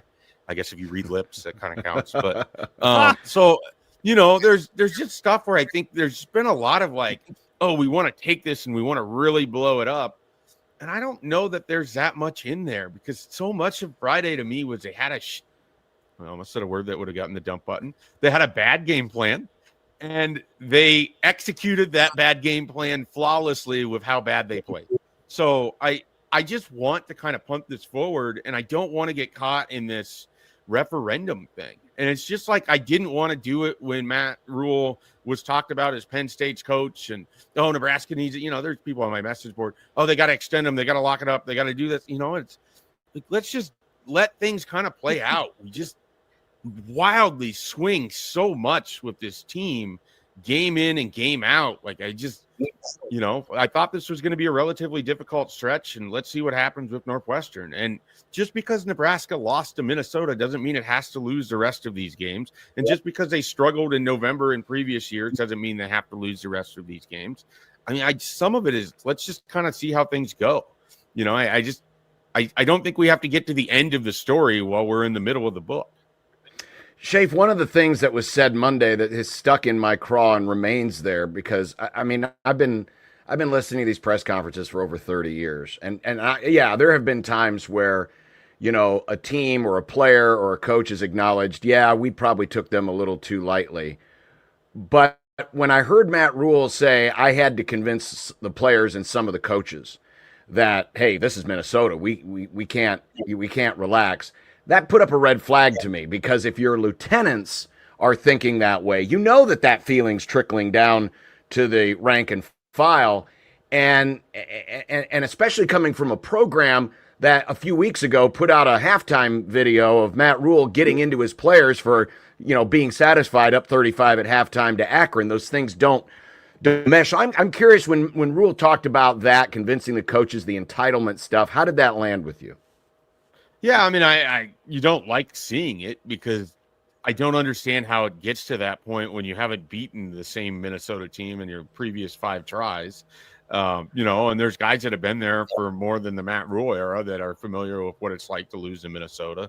I don't understand how there isn't motivation to go and prove it, just because you've got Emmett Johnson and you want to go show that he can be this guy, and that Minnesota made a mistake. They've had these good running backs, but they let somebody from their own backyard go down to Nebraska and become one of the best running backs in the Big Ten. So I don't personally understand it, but I'm not surprised by it either. I mean, some of it is just Nebraska's attitude towards these teams, whether it's been under Matt Rule or Scott Frost or Mike Riley or Bo Pelini, and whether it's the fan base or it's the players or it's the media. I think it's pretty cavalier. Like, oh, they're playing Minnesota. It's the same kind of game plan. They're going to do the same. Well, you know what they do? They make simple work for them, and they make you look stupid because you can't stop simple. And how many times do we have to see it before we stop saying, oh, it's Minnesota? And we do it in the media, and the coaches, apparently the coaches are doing it too. So it's kind of a disease that I think tracks around Nebraska football regardless of the opponent. You know, if it hadn't been Minnesota, it wouldn't shock me if it would have been this weekend with Northwestern. Oh, it's Northwestern. I mean, you know, it's going to be a relatively tight game, but they don't do that much, and they don't have that many playmakers.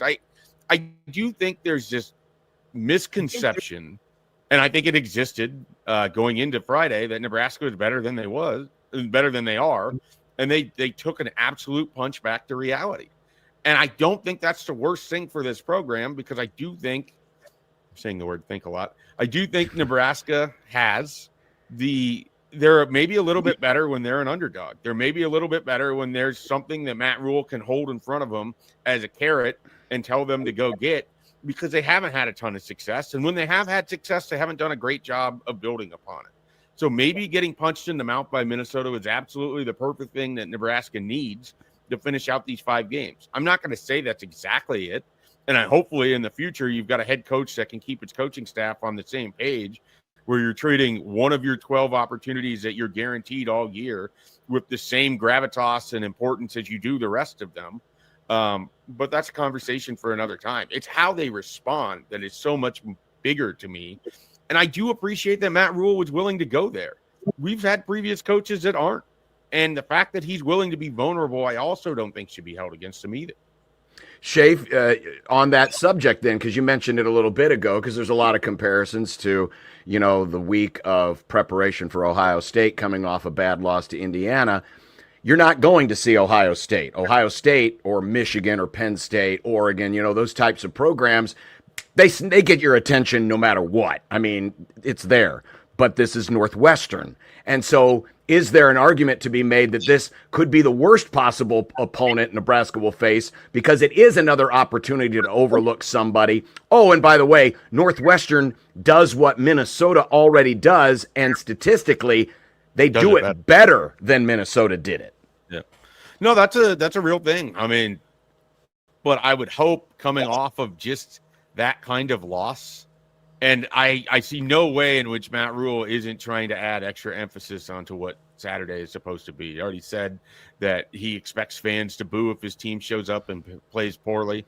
And he said that he expects his team to show up and play well. And I think they are going to have that attitude. Now, the hardest part about this game isn't Northwestern to me. It's the 11 a.m. kind of sleepy Lincoln kickoff, where this is a team that doesn't have a great track record of showing up in that environment and playing sound football right from the get-go. So I think that's going to be a little bit of a thing too. And look, Northwestern's going to play tough. They're going to play physical. They're going to do all the things, like you said, that Minnesota does. And we've seen this is a game plan that I think Nebraska, you know, it's not that they can't play in this environment. It's that on Friday it overwhelmed them. In the past, they didn't let it overwhelm them. I don't know that it will on Saturday. I have reasonable confidence that Nebraska can show up, be the better team in that game, and win, and potentially even cover if you're a degenerate that somehow wants to bet on this team in this spot. Which, by the way, they haven't covered against the Power 5 this year. Yeah, don't do it. That's a stay away. Shape the offense. Nebraska's offense in this matchup. I thought you guys had a really interesting discussion on the podcast that came out on Tuesday, the Husker 24/7 Sports Podcast. A good discussion as always about Dylan Raiola, and like year over year, where like last year, this is where he kind of started tailing off kind of big time, right? Especially in October. He had a better November, but you look now at the last 3 games, 4 touchdowns, 4 interceptions, 0 touchdowns and 0 picks for the record against Minnesota, 15 sacks over the last few games as well. I wonder what you're expecting to see from that side of the ball, and in particular him coming off of, I mean, easily their worst performance of the season, and you know, opponent adjusted, the worst performance of the Matt Rule era to this point. Yeah, I am fascinated how Dylan individually responds to this, because some of it is a noise has to have gotten to him in terms of getting the ball out. And you know, this has to be emphasized by Nebraska staff. And yet there he was on Friday, just holding it. And sometimes you have those plays where it works out for him, you know, when he sort of lays out there and flips it to the guy or throws it left-handed, or he's able to extend the play long enough to get it to Luke Lindenmeyer after it's been like a 9-second count or whatever it is in real time before he throws the ball. Sometimes that's fool's gold, and that was referenced in that podcast. I mean, this is one of these things where, if you're Nebraska, it wouldn't be the worst thing is if everything's kind of built on getting that ball out quickly, quick passing game. I have continued to advocate the thing that I don't understand that they haven't done a whole lot of is rolling him out. He's a pretty decent passer when he's on the run. I think it cuts down the options. I think it at least gets him out of the pocket, which has been a bit of an issue for anybody that's watched Nebraska play in conference play or, Cincinnati or anything else. So I hope that they have some different answers that aren't just, well, if we just emphasize Emmett a little bit more and we can just continue to do the same thing we've been doing. And then the other thing is they got to get their playmakers involved. And I did appreciate Dana saying, we got to get Ja'Cory the ball more. But, there was 4 or 5 times where he was your primary option, because that puts it back on the other aspect of this. Dylan just isn't seeing receivers at times down the field. And it's a combination of, I think he gets hit early enough in games that he drops his eyes down. He's not scanning the field. He's thinking about pressure. He's seeing ghosts, if you would. And they have to find a way to get him out of that. And there's times where he's had it in the same game and then he snaps out of it, like Michigan State, and then he's completely fine. He snapped out of it against Maryland and he's fine. He leads that game-winning drive. And so I just think they have to figure out what it is that they can do with him so that you're continuing to get the better version of him and not the one that's just standing there holding on to the ball, waiting for things while not seeing it down the field. And that has to be really frustrating as a coach because there's only so much you can do. At some point, it's on Dylan to be able to do it on the field, and that's why he's here. That's why he's a 5-star. That's why we talk about him all the time. That's why he's one of the leaders of your team. Shafe, we had the conversation yesterday regarding the offensive line and specifically Donovan Raiola. Matt Rule made a very tough decision last year midstream to pivot on his offensive coordinator. And initially it started by bringing just Dana in as an analyst. Now, obviously it grew from there, but does Rule need to consider bringing in more help for Raiola, the O-line coach, as he did last year when he brought in help initially for Satterfield? Yeah, I think it has to be a thing on a number of fronts. I think you have to have the real conversation about whether this guy's getting it done for you or not. And if there's someone else that you have that you think can do a better job over the course of the rest of the season. The one caveat with that, and I do think it matters, and I know people might roll their eyes on this, Donovan's an incredibly popular coach with his offensive line room. So you don't want to risk losing effort or losing energy from people or turning anybody off by making a move like that if you think it could be a net negative throughout the rest of the year. So if that's a move that you want to make, you're probably more likely considering that in December than moving on from your offensive line coach like you did with your coordinator a year ago. So I don't know that that's going to happen. The other thing is, I think you have to have a real conversation about are you marrying the offense to what your offensive lineman can do? And are Donovan Raiola and Dana Holgorsen on the same page? Because I think so much of what has happened here is the protection plans haven't been very good and communication isn't good. And so you can talk about being physical and you can talk about meeting the defender at the point of the attack and all this other stuff. If you can't identify where the pressure is coming from, or if you misidentify where it's coming from, or if two guys step to the same defender and leave a free pass rusher, none of it matters. You could be the best offensive coach in the country, but if your guys don't communicate and can't see the field, that's a big, big part of this whole conversation. So all of this to say, I think they're going to have a real look about whether Donovan Raiola is the guy for them moving forward. I expect him to be for the month of November, but I think it's a real conversation between Holgorsen, Raiola, Dylan Raiola, Glenn Thomas. I mean, they have to figure out who's going to identify where the pressure is coming from. Dylan's not doing a good enough job of it. Justin Evans isn't doing a good enough job of it. Emmett Johnson isn't doing a good enough job of it. It is a collective failure up there beyond just your offensive line. And so it's a Donovan Raiola conversation, but it encompasses everybody on that offense. Shafe, is it like surprising to you how much it's like Groundhog Day around here? Like I'm stunned at some of the discourse and conversation. Like I didn't expect this to happen this year, right? Yeah.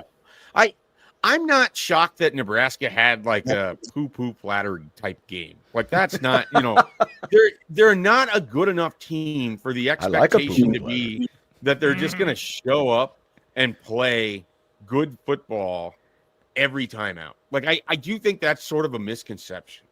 I also think we kind of forget because Nebraska just hasn't had good seasons around here that are winning seasons. I shouldn't even say good because I don't know if this is going to qualify as a good season by the end of the year. A lot of things happen when you go 7-5. A lot of things happen when you go 8-4. And it is a very peak and valley type sport. And so, if anything, I was a little taken back by how far the pendulum swung in the direction of Matt Rule's our guy, Matt Rule's building, Matt Rule's great, Matt Rule has this thing on the right track to, well, maybe they need to look at blowing this whole thing up. They got to get a different quarterback. They got to get different coaches. They got to, so it's a little wild that one result could be as shattering as it was. But when you look like you did on Friday, and that's what I mean by I need to see how they respond to it. Because if they come out and they play poorly again, then I have a real concern because they did this in 2023 where they no-showed, in my mind, against Michigan State, and then they couldn't get the wins down the stretch against Maryland and Wisconsin and Iowa despite being in every one of those games. Last year, it was the UCLA game, and they only lost to USC, and they turned around, they beat Wisconsin, they should have beat Iowa, and they didn't.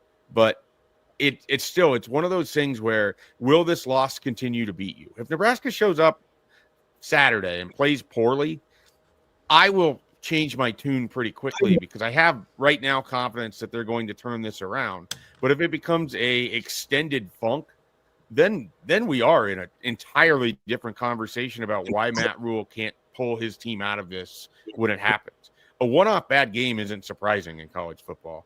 Being a team that sort of backslides into the end of every season because you're not capable of handling Big Ten play, that's a long-term concern for your program.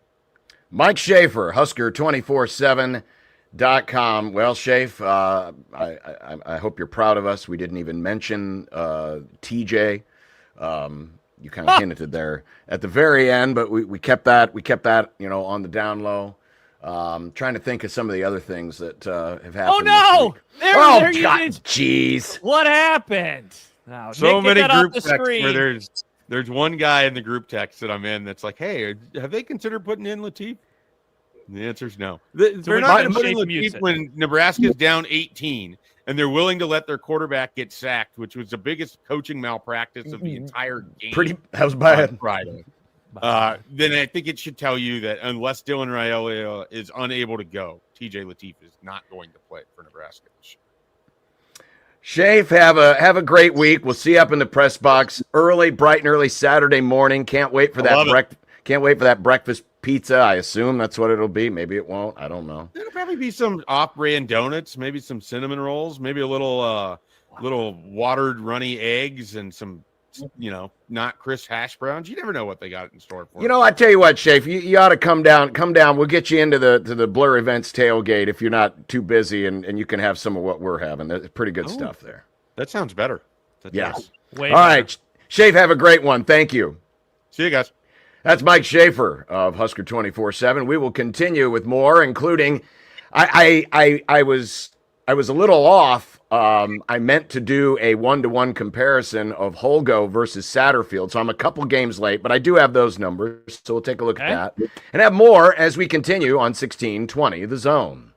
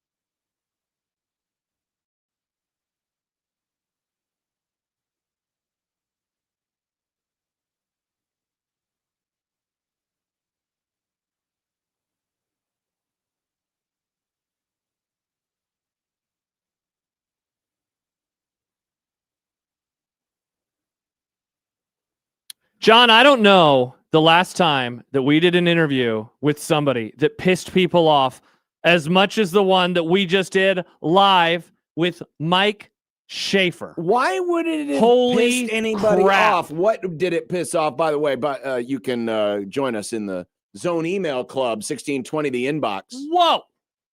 We should have called it 1620 the inbox. We should have. Why didn't we? Or 1620 the email. Which one sounds better? I mean, I guess it technically 1620 is the an inbox is awesome. Well, yeah, What about but the technically it's e-box? not an inbox, right? Is it not? Why isn't it in an inbox? It's Well, mail you in get a it. box. You get it in your box, but we're not. Whoa, it makes my taco pop. But we're not like CompuServe. We're not your email provider. Anyway, you can join 1620 Yeah, please do. email brought to you by Equitable Bank. We take banking. Wait a minute, that's the wrong read. Did you just Never mind. Did John Never just mind. smash two of them together? You don't have to join tell you about the- 1620 the email, but No, please. do sign up for it. Now let me read some No, I comments. am not going to tell you about 1620 the email, and I'm not going to tell you subscribe about. today. I'm not going to tell you to Four-quarter subscribe pick'em. today. I'm not going to We have tell you that it perks. gives you an advantage. I'm not going to tell you that Nick's thumbnails will show up randomly at times. They're good I'm not thumbnails. going to tell you Look at my that video from yesterday. that we don't spam you at all. I'm not going to tell you any of those things. So don't sign up today at 1620thezone.com. Now what did Shafe do? Lane writes. Lane Grindle? Now- Man, is he still bitter that the Brewers got swept? Now, I wanna because read- the idiots put up an L flag. Is it Lane Kiffin? No, it's just Lane. Lane's 177. I don't know what Lane's last name is. Now, Is Lane. it Diane Lane? I don't know, she John. Let me read the damn comments. She Is was- this what it's like to be Nick? she You was speak doing and it back nobody in the day. listens and they just speak over you for 10 minutes? How's it feel? Horrible. How does it feel? Wow. Now, Lane's next comment was, "You heard it, Josh. You aren't dumb." Lane, for the record, I hadn't even stated my opinion yet. Let me get to the comments. Lane said he gaslit the fans for being too negative and then went on to say negative things. boys. The negative boys. I really think you guys think we are dumber than we are at times, Josh. Many of us in here are smart and educated people, bro. What did I say? I didn't even say they're being idiots. I just said that people didn't like the interview, but some people thought that Schaefer was being too positive. It was an incredible interview. Good job by you, Mike Schaefer. The positive boys. It gets the people going. Was Schaefer gaslighting? No. He was negative in the first part about the fans and some of the response. Though I would say that I am also, and you are also, a part of some of the ire that was coming out of Schaefer's mouth. He was speaking about you and me. You and I have had a negative tinge to the performance because why, John? It was bad. It was bad. It was bad. It was terrible. It was awful. It was garbage. It was bad. And you know what? I'll admit the way I took in the game may have actually amplified my frustration because it was such a shock. And I'm not kidding. I'm not exaggerating. When I opened my score app after I got spoiled on Friday night, and I saw this and I saw it, I was shocked. And then when I came in here to get my pants, because that's where I go to get my pants, NRG Media Omaha. Look at these pants. And I came in here for Where a are few my minutes and I talked to you pants? guys off the air. Lots of curse words and yelling. And you guys were like what Rambling we were about just pants. doing a minute ago. Nick, yeah, they were cackling like hens. They were just like, and then he did this. And then he We did vomited that. words at John's face. Yeah. Sounds And then about this right. happened. And then this happened. We were like a little kid. He It says was- 6'7". It was like if you were caught in a room with Matt Rule on caffeine. Yeah. Wow. It was just like That sounds like a nightmare. just diarrhea of the mouth. But I'll anyway, take his paycheck. so the way and I spent the whole drive home listening to Big Red you were Overreaction stewing. Probably, you're like, before I saw any of the games. you were like And the so- bus driver that Chris Farley plays in Billy Madison. And so it kind of, I think it hit me differently than if I would have watched it live. I'm not saying if I would have watched it live, I still wouldn't have been frustrated. But it was shocking. It was shocking to see how bad they lost. Yeah, it was. It was shocking to see how bad they lost. Shafe is right. And a lot of other people who have been kind of, The positive boys. horses. The positive boys. Give us the horses, Nick. We need the horses. okay. The White Knights are back, baby. Come on. Yeah. The White Knights, baby, are coming back and saying, They could still finish 8-4. A whole bunch of you thought this was a game they were going to lose anyway. But, John, it's not that they lost. It's how they lost. Oh, we don't have the drop by us for do we? The shotgun? Oh, yeah. Yeah, it's right there. Yeah, but does it have the... I couldn't find any bodies in there. Remember when we used to have... No, it's play the drop. It's in the drop. Is it? Is it? Oh. All right, do it again. Give me the horses. You just got to listen to the whole drop. They're white knighting. They're riding in on their ponies. They're waving. The Dylan for Heisman flags are still dragging in the mud. But by God, they're going. They're going. They're going. They're going. They're going. And then...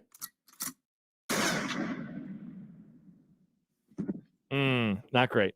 Let me read this comment, because you and I have not discussed the Tiffy of it all. And I want to have a legitimate discussion just for a couple minutes, because we do have to get to the Holgerson Satterfield comparison, because we're sick bastards. Doug in Idaho writes, all the media giggle at the suggestion of teeth. Okay, part of it too is his name. You have to admit, Tiffy's is funny. The media giggle at the suggestion of teeth. All the media... He said Teef. He took out the la. I mean, his last name is Latif. Yeah, TJ Teef. That's French for the teeth. The teeth. Exactly. Just think of it that way. All the media giggle at the suggestion of Teef getting some PT. Okay, if he's so far from being ready, how negligent has this staff been at securing a quarterback too? That is not why we are giggling. Part of it is his name is Teefies. We are giggling at the notion of Teefies. Yeah. We do not giggle at the notion of him. We think. Well, I guess I will speak for myself. No. This isn't to say that this is just some joke, quarterback. This isn't some Patrick O'Brien. Great reference, John. Thank you. I mean, I think he has the potential to be Nebraska's next starting quarterback whenever that is. Yeah, maybe 2026. But the notion of this is Josh, what? John. Nick. If TJ Latif comes into any game this year, what offensive line will he have in front of him? The same, John. It's actually the same offensive line. What? The bad one. You mean we don't? You mean they don't get a bunch of Tiffy linemen? He doesn't get to choose. I would like the Iowa offensive line, please. Can I have Lane Johnson from the NFL come to be involved with my offensive That's line? That's the thing that the Tiffys don't realize. Is that he's still playing behind that offensive line, and he might be more versatile in that, yes, he can run, but he's more limited in what he can run in the offense. And there's no experience. But this part you have to understand, and this is definitely coloring my lens for this. Benching a quarterback is different. It just is. You don't have to like my statement, but you have to understand that that's true.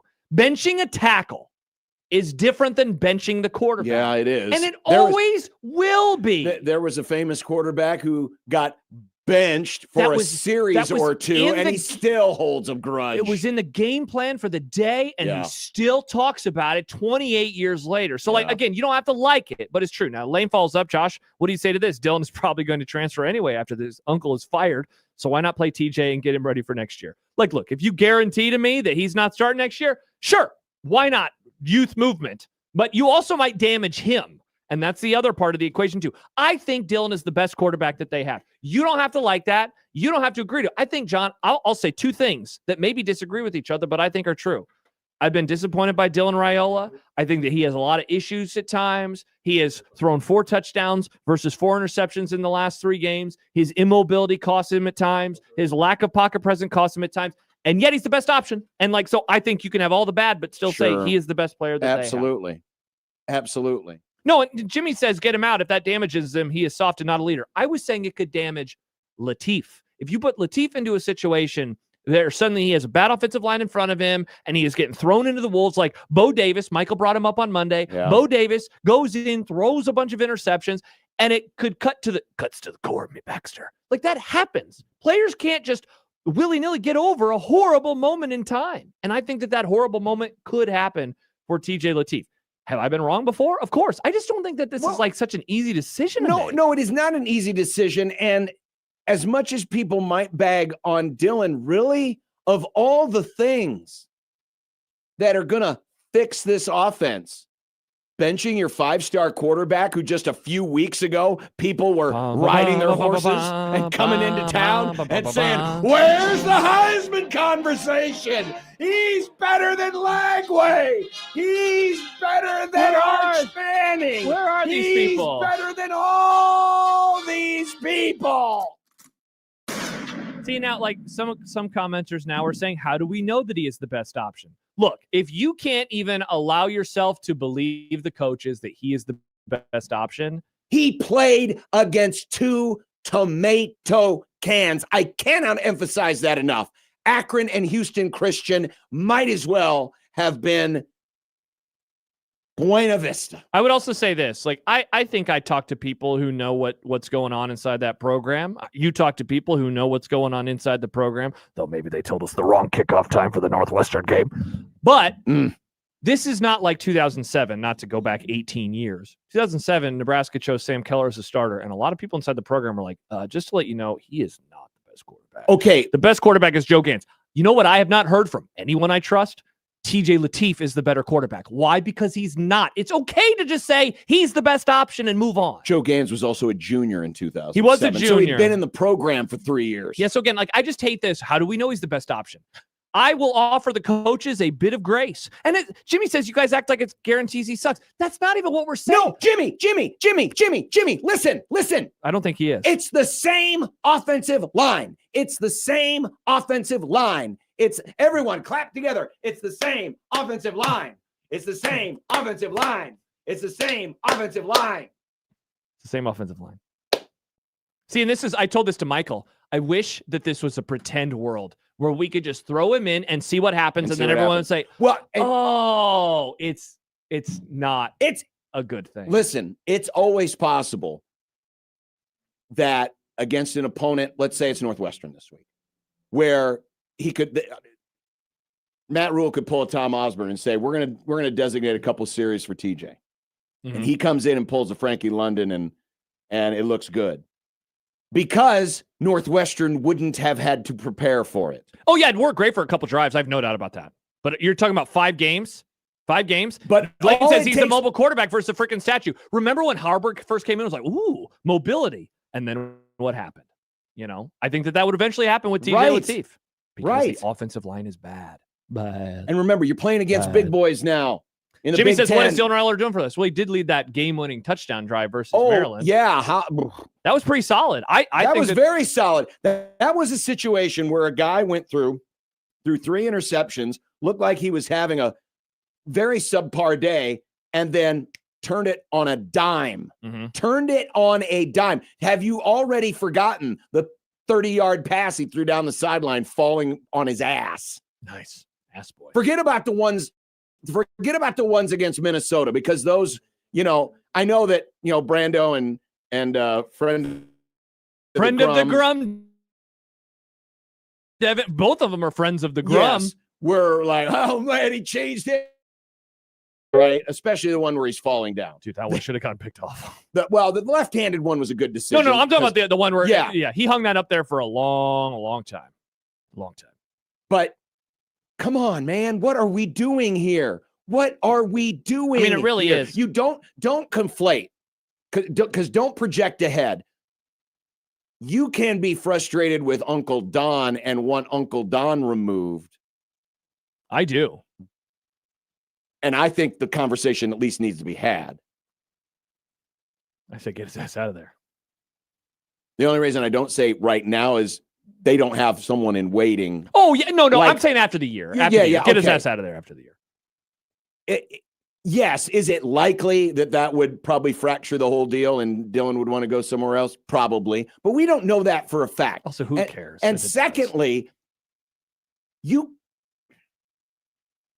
that's not going to have any bearing on the here and now. Matt Rule's not going to make a change at offensive line, coach. No.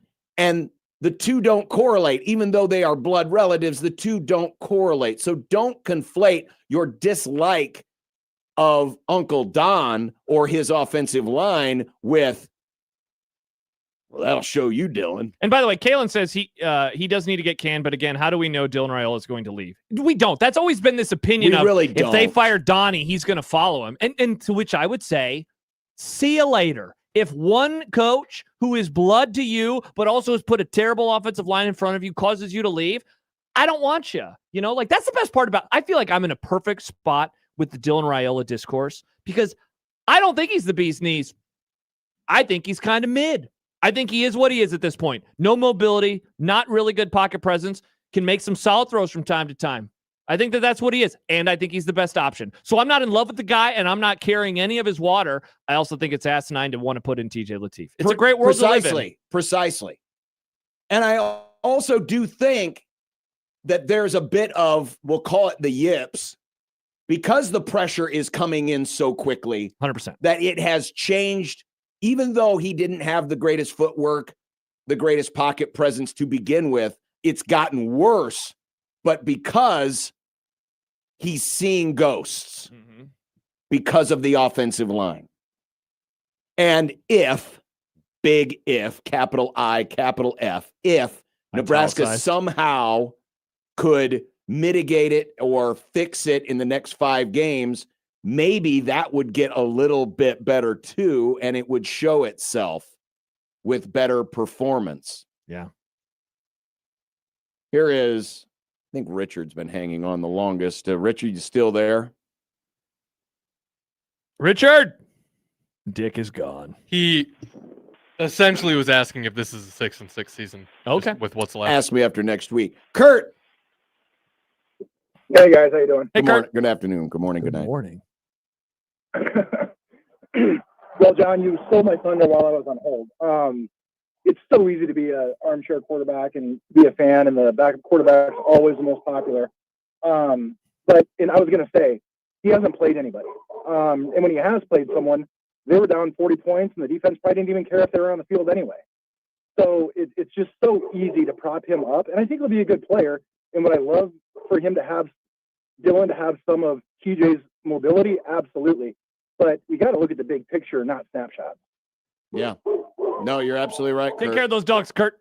You're absolutely right. Brett, Minnesota, you guys really don't think defenses play us differently with a more mobile quarterback? Same O-line. Sure. They absolutely would, but I think that would put a lot on his passing, you know? And Yes, because guess what? The Big Ten is filled with high-level college athletes and high-level college coaches who will adjust. And I do think, and maybe this is unfair, like he is just a little slight right now. You want him to get into the weight room, not to do the classic, get him a weight room, get some meat on his bones. He just needs to get bigger. Right. He's a small guy. And what was one of the things that Michael said, I think it was when he was talking about Underwood, young quarterbacks tend to lead with their they're throwing shoulder. Yeah, all it's going to arm, take yeah. is one of those big 250-pound Big Ten linebackers to crunch him, and there goes the whole deal. Now, you could say that about anybody because injuries do happen in football, but why would you put someone in that position to begin with? Yeah. Only if you absolutely had to. And are you telling me that after this one game, you absolutely have to make a move at quarterback or the season is lost? See, now that's the thing, though. This is not a one game thing. Because like NCAA lover 12 writes, big picture, we can't hurt the Raiola family feelings. Because there's a very much an undercurrent of, and I've seen now a few mentions of, look at the number of high schools he played at. His dad's a helicopter dad. His people, look, it's easy. It's easy to dislike Dylan. It's easy. He tries to be like Mahomes. He does things on the football field that annoy you. I mean, let's be honest, he kind of whines about the fans booing. You know, like look at it this way. If he wasn't here, you'd dislike him. People would despise this guy. Oh, absolutely. So like if he were Iowa's quarterback, you'd all be making the same exact snarky comments. Correct. And so like, I think there has been a pushback against him since he arrived. And when you open up the door, you know, a little bit with some poor play, which he's had, it makes it all the easier. And that the backup quarterback is always popular and that the backup quarterback can run. And so look, Maybe I'm the idiot. Maybe you're the idiot here. Maybe we're the ones who aren't seeing what we should all be seeing. But it's the same offensive line. I know. It's the same offensive line. And you can't, and this is where I will It's very the same much offensive line. I'll disagree with a lot of people. Just give him a drive and let him sit and watch from the sidelines. It's not going to do anything, man. Like, it's, again, he plays quarterback. It's different. If you disagree with me, I'm sorry. That's how football exists. You don't just bench a quarterback to give him a series.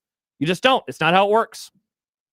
I mean, if you don't like it, take it up with the gods of football. I mean, we could acknowledge all of these things and also acknowledge the other elephant we really haven't talked about much, but is there a tendency to overprotect Dylan?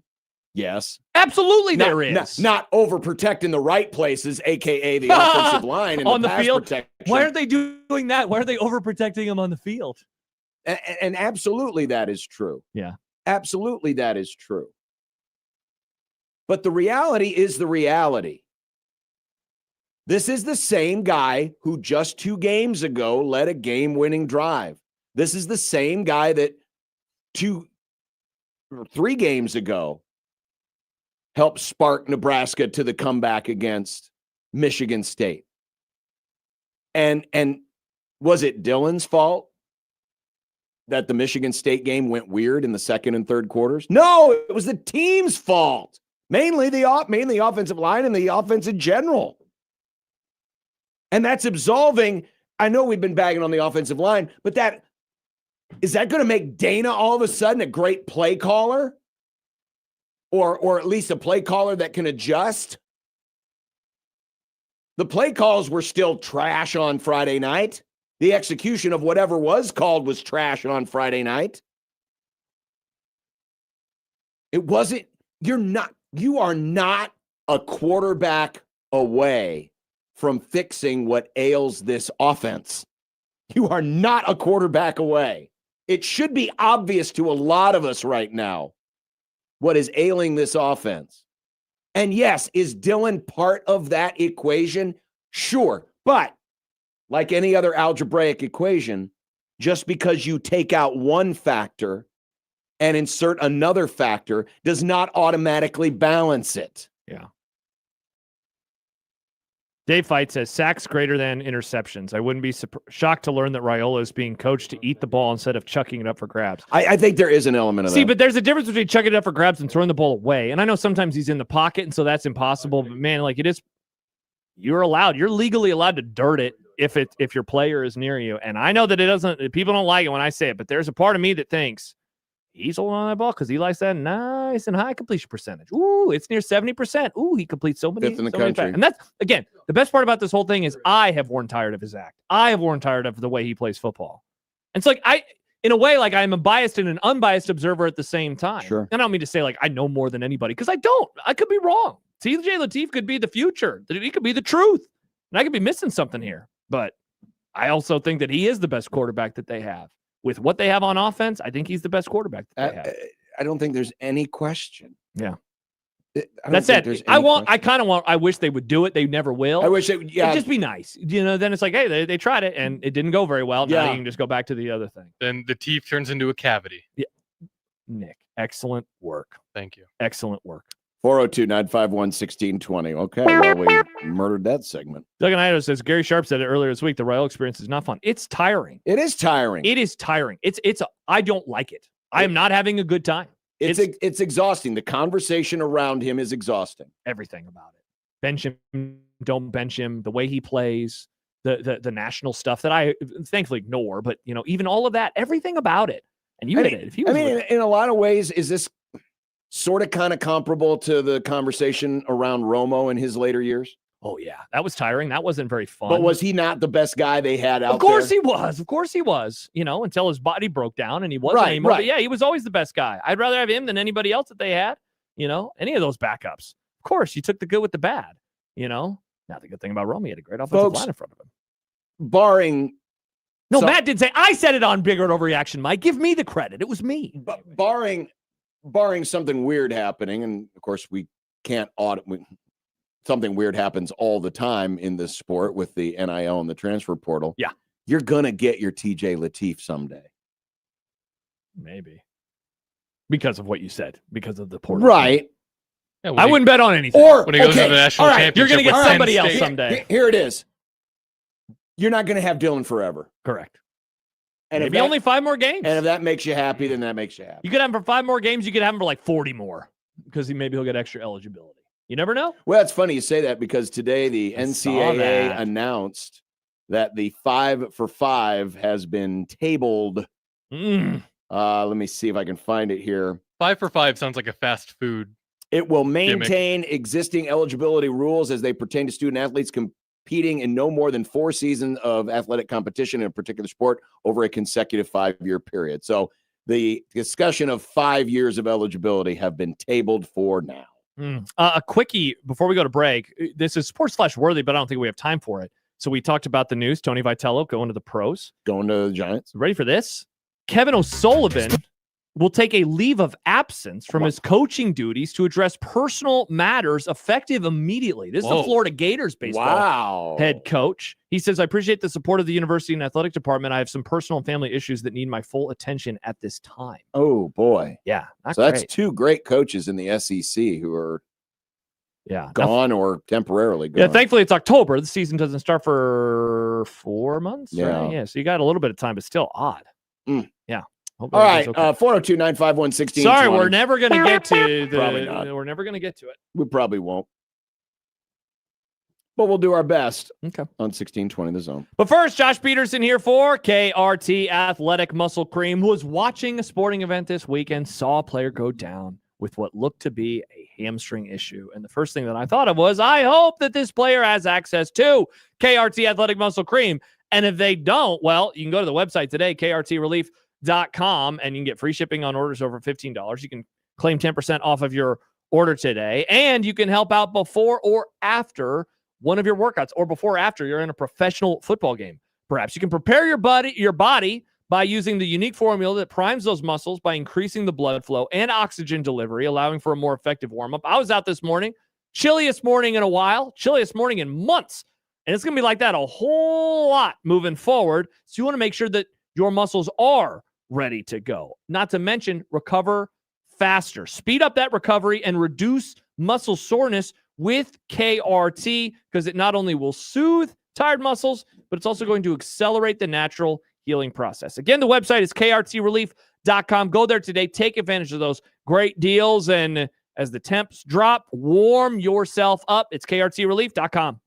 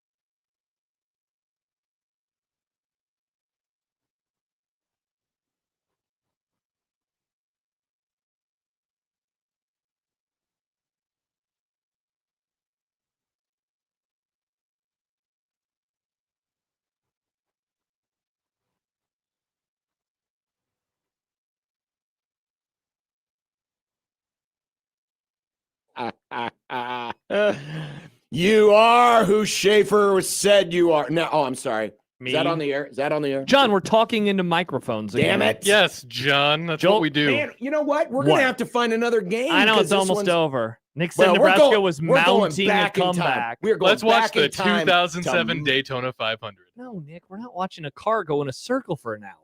Many circles, Josh. I don't It want- was. It was. It wasn't one giant circle. At 200 miles an hour. It was many circles. What if it was just one giant 500-mile circle? Isn't that what the Daytona 500 is? Yeah, it's 500 miles. But Or is it's it not 500 one laps? big. That'd be, man, can you imagine how that track would be? It's about what, Huge. 250 laps? It's about a 2-mile track. It's right? a 2.5 mile Yep. track, 200 laps. Hey, you're getting a phone John, call, John. answer the phone call on the air. Gosh, I'm getting sick of these spam. I keep I getting am this too, call man. that's Just like, get outta hey, here. we got that loan ready for you. $60,000 is ready when you are. Great. Leave me alone. I like So- when I get the you've been approved for Yeah. $1,200 in MacBooks. I'm like, that's like what? That's Have a one MacBook. MacBook. Yeah. So, my father hates these calls, and he has taken it upon himself to personally insult the callers. Wow, really? He Ooh. answers the phone. So The yesterday, phone is ringing. So There's yesterday, Animal in trouble. I was calling to check in, just say hi, and the ringing stopped, but I couldn't tell audibly that he had picked up, and there was a pause, and then I get a, "What do you want?" And I said, "What do I want? I want to talk to my dad. This is your oldest son." And he was, "Oh, sorry, you didn't say hello, so I thought you were one of those," because you know how the spam callers, they kind of delay Mhm. a little bit. So he thought I was another spam call. He didn't bother to look at the caller ID. He probably would have said who it was. But anyway, yeah, Wow, you're not he his actually he's actually proud of his record. I believe his record is something like 40 or 50 minutes of keeping these people on the line. That's not anything to be proud about. You Yeah. wasted 40 So- minutes, John's dad. He's an old man. He's retired. He could be reading a book. The best way He's to. read a lot of books. He could read another book. I'm Well, sure yeah. there's a John Grissom book he hasn't read yet. He could He doesn't listen read to John a Grisham. podcast. Dad would not know A, what a podcast was, B, how to listen to it. Think There- of that. He could listen to a He podcast. doesn't know about podcasts. The best way to Mm. combat spam calls is just to not answer. You don't answer or engage at Well, all. then he Because would if have you never answer, answered then they my know it's an call because active he line. assumed I was a spam call. Anyway, I have an go to opinion. 1620thezone.com, enter for your chance to win 2 tickets to the Ultimate Blur tailgate party. Michael and I will be there bright and early, 8:30, with or without Nick, for 1620 the pregame this Saturday ahead of Nebraska and Northwestern. I've always got us started on time. Nice. Michael Motorcycle. What's on your mind? I'm Mike. Good afternoon, guys. So a couple things real quick. I understand where the fans are coming from and calling out for TJ. With as bad as the offensive line is, of course, you want somebody that's maybe a little bit more athletic. But I also agree with you. That would just last all of about a game before that got figured out by the rest of the Big Ten teams. So, and it's really a moot point with how bad the offensive line is in the first place. But secondly, and I've called in on the last couple of Big Red overreaction shows about the offensive line, so I'm not gonna just throw the wet blanket over them like I have and say how bad they are. But the one thing that kind of ticks me off as a fan and following this team is, I think it was out of spring practice or during summer, somebody had an interview with Matt Rule and they asked him, like, what was the best or what's been one of the surprising parts of your team coming out of camp. And he mentioned the improvement on the offensive line and how deep they were. And here we sit with another coaching staff that just says, okay, here's our starting 5. And unless there's an injury, that's the same group. I mean, if we have so much depth and you like the depth, there are guys that are getting beat and having their lunch eaten almost every snap. Why are we not playing this deep offensive line group that we have and tapping into that? Mike, because I think the answer is they're not as deep as we thought they were. Yeah. They're I mean, really not. here's the thing, like, unlike at the quarterback position, we have seen a lot of offensive linemen this year. Hell, So I'd say this. On Friday, 2 guys are out. One of them, he gets thrown out in the game. The other, apparently his bone is sticking out of his finger. Mhm. He's new Mr. Bones. And what happened? The line actually, well, they had 5 in the first half and 4 in the second half. So were they worse? I don't know. I mean, it was equally amounts It of was bad. 6 of one half of the other. I mean, it was just one of dozen of the other. It was all bad. Yeah, it really was. It all really bad. was. And so because why, people ask me that. Why did you think the line was going to be good? And I thought it was because they were solid last year. I thought that they were improving last year. And then I thought the opportunities for younger players to get reps during the spring was going to be a huge net positive. And I was way wrong. James on the Prairie Flower Casino Zone hotline. Good afternoon, James. Hello, James. What's up, guys? Is it, I just kind of laugh about this, but is it not just like the most Nebraska thing ever that we have like this opportunity 2-3 years ago to get a quote unquote program changing quarterback that is going to do all these things for us? And we bring him in, and the idea that we have to, whether we did or not, we had to keep his uncle in order to get him to come here to change our program. And then we're 7 games into year 2, unable to capitalize on said program changing quarterback, talking about how we need to now fire said uncle, and which will likely then result in losing said quarterback, all without capitalizing on said program changing quarterback. Is that not like we are Nebraska and this is what we do? James, I couldn't agree with you more. Like, they're not going to get to enjoy any of the fruits of this. And thanks for the call. John and I, we did a discussion after he committed, after he signed. Do you remember this? I remember sitting at DJ Sokol Arena. So I would have been getting ready for a women's basketball game. And I think did we do the, what's the thing that they bury and then they open it up? Time capsule. Did we do that about Raiola? Did we do that? Yeah, we did a Raiola capsule. Yikes. Can that thing get bombed? I don't want to open it. It is going to be horrible in there. We're going to say words like college football playoff. We're going to say all sorts of dumb things. Not great. So yeah, like this is classic Nebraska that like, you get a player in theory that should be a generational game changer, and he's not going to be that, he's solid, he's solid. He has some real good and he has some real bad. He's fine. And in the end, like the Bill Connolly ranking him at 25th, pretty much spot on, man. I mean, it really is. I think he's the 25th best power quarterback. He's solid. He completes a high percentage of his passes, much to my chagrin at times. Sometimes his arm angles are cool and he can make some really nice plays. He also will stare down players and throw interceptions. And he, of course, gets sacked 800 times a football game. He's fine. He is not the prince who was promised. He is not going to change the program for the better like other people thought he would. TVs, be gone with you now. No, they're here, John. We move on. They're never going away. So a couple weeks ago, I did a side-by-side of how Dana Holgorsen has done against the Power 5 and compared it to Marcus Satterfield. And his first, I think it was... Because at the time, they had both coached 7 games, right? No, it was actually 7 and 6. Okay. I think. No, that would have been or after 7 and 5. I think it was. Okay. I think Holgorsen had done 5. Got to be your bowl. And again, these are just Power 4 games to see what the difference is. And so Holgorsen now has 9 games with Dillon versus the Power 4, whereas Satterfield had 7. Okay. There is a 0.3 yard per carry difference. All of these, by the way, are pluses in the column of Dana Holgorsen. Hell yeah. Take that, Satty. Plus 0.3 yards per carry. Now, Nebraska's still only averaging 3.47 yards per carry under Holgorsen, where it was 3.14 under Satterfield. Now, that is not sack adjusted, right? That is not sack adjusted. I would adjusted. love to see this number sack adjusted because I have to imagine they are running the ball better now. I think they are. Probably. I think they are. I would guess they are. Yards per attempt, it's up a half yard per attempt from 6.4 to 6.9. Nice. Total offense, up about a half a yard per game from 4.7 to 5.2. The run pass split, now remember, not sack adjusted. Yeah.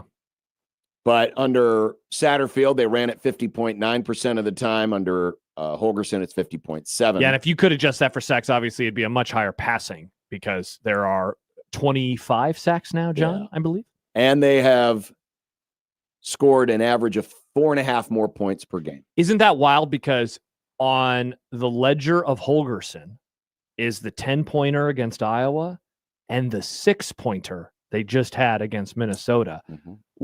But he also has the 40 whatever burger against Wisconsin, and then he had back-to-back games. The 2 tomato plus. can games. Well, no, this is just power. That's just power. Sorry. His ceiling has been a lot higher. His floor, sadly, has been the same floor. The floor has been the same. But this was something, and this is like more of an aside than it is a comparison. But did you know over the last 3 games, Nebraska has only run 168 plays? Yes. That's an average of 56 per game. This is the fewest plays run in a 3-game stretch since 2004, when they ran 167 total plays versus Baylor, Kansas State, and Missouri. And this is the first time since at least 2004 that Nebraska has gone back to back to back with sub 60 play per game, right? Because in that stretch in 2004, I think against Missouri, they ran like 63 plays, but then there was like a 47 play game against Baylor, something like that. But this is the first time since I started tracking the numbers that Nebraska has gone 3 straight games not reaching the 60 play mark in any game. And at least in the first 2 games of this stretch, Michigan State, they get 31 on offense, not counting the block punt. They get 31 on offense. So there's there's some bang for your buck. Against Maryland, they finished with 34 points. That's a solid bang for your buck. When you finish with 6 and then a quarter of the plays, it feels like a quarter of the passes are sacks. Yeah. Yikes. That's a wild stat, man. That is a wild stat. And quite honestly, there's another opportunity for that to hit again this week, because Northwestern is going to hold on to the ball. And if Nebraska has issues stopping the run, and Northwestern's going on long 12, 13, 14 play time-consuming drives, the chances for Nebraska hitting 60 or more plays isn't very good this week either. Yeah, Andy says, is that an offense efficiency or due to opposing teams having long drives that ate up the clock? This week, certainly it's combination. This week it was more, in my opinion, the latter. It was the latter. Nebraska didn't even turn the ball over. Against Maryland, they had 3 interceptions. 3 turnovers. So, like that, you're starting there. And then in the Michigan State game, remember. It was a lot of 3 and outs. They go at the start of the game, they go touchdown, block punt on Michigan State's next possession. And then Michigan State had the ball for a while. And then Nebraska had they had a turnover, right? He had 1 interception. Dylan had 1 interception in that game. Wow, Hokies Chris says that I'm a flip-flopper on Raiola. It's gross. Wow. I wouldn't be saying this if his offensive line was actually good. Mr. Flip-flop. I don't even know what he's talking about. So he had 1 pick against Michigan State. The Minnesota drive. Oh, did I skip the long one? It's the end of the first, end of the second. The Minnesota drive was 14 plays, 98 yards, 843. Whoa. That's kind of like the Minnesota drive from their 2-yard line. It took about the same amount of time. It was eight and change. Maryland didn't really have that was about turnover. That was pure turnovers for Nebraska. In fact, Nebraska had the long drive of that game, the 12-play, 83-yard drive that ended in a field goal and took 6 minutes off the clock. But against Michigan State, that was a 17-play, 75-yard drive in 9 minutes and 45 seconds. And, oh, by the way, their first drive, their scoring drive in the third quarter went 11 plays, 48 yards, but took 7 minutes off the clock. Michigan State in 2 straight scoring drives took more than a quarter off the clock. So Nebraska has given up in their last 3 games 3 drives of 7 minutes or more. Not to mention in the Michigan State game, they had the weird kickoff that Michigan State muffed, and then they had a short field. And they also had the 1-play scoring drive to Isaiah Hunter. And so, when Nebraska scored in that game, it was usually pretty fast. And so that is going to, of course, hurt the number of plays that you ran. That said, I think we need to be on 60 play watch this week versus Northwestern. I think that this could be a problem. I think this could actually be absolutely be a problem. Now that our rewatch is over, let's enjoy the last win of the Mike Riley era. Wow, this is incredible. We'll watch the second half of the Nebraska-Purdue game, which ended in a game-winning touchdown. Interesting. Coming up next, Speaking of offensive futility, Mitch Holthus got to see one. Yes, not his team. But it wasn't his team. Yeah, speaking of not running a lot of plays. And we will ask the question, does Mitch Holthus have more automobiles than Vegas had first down? I can't wait to find out. 16-20 the zone.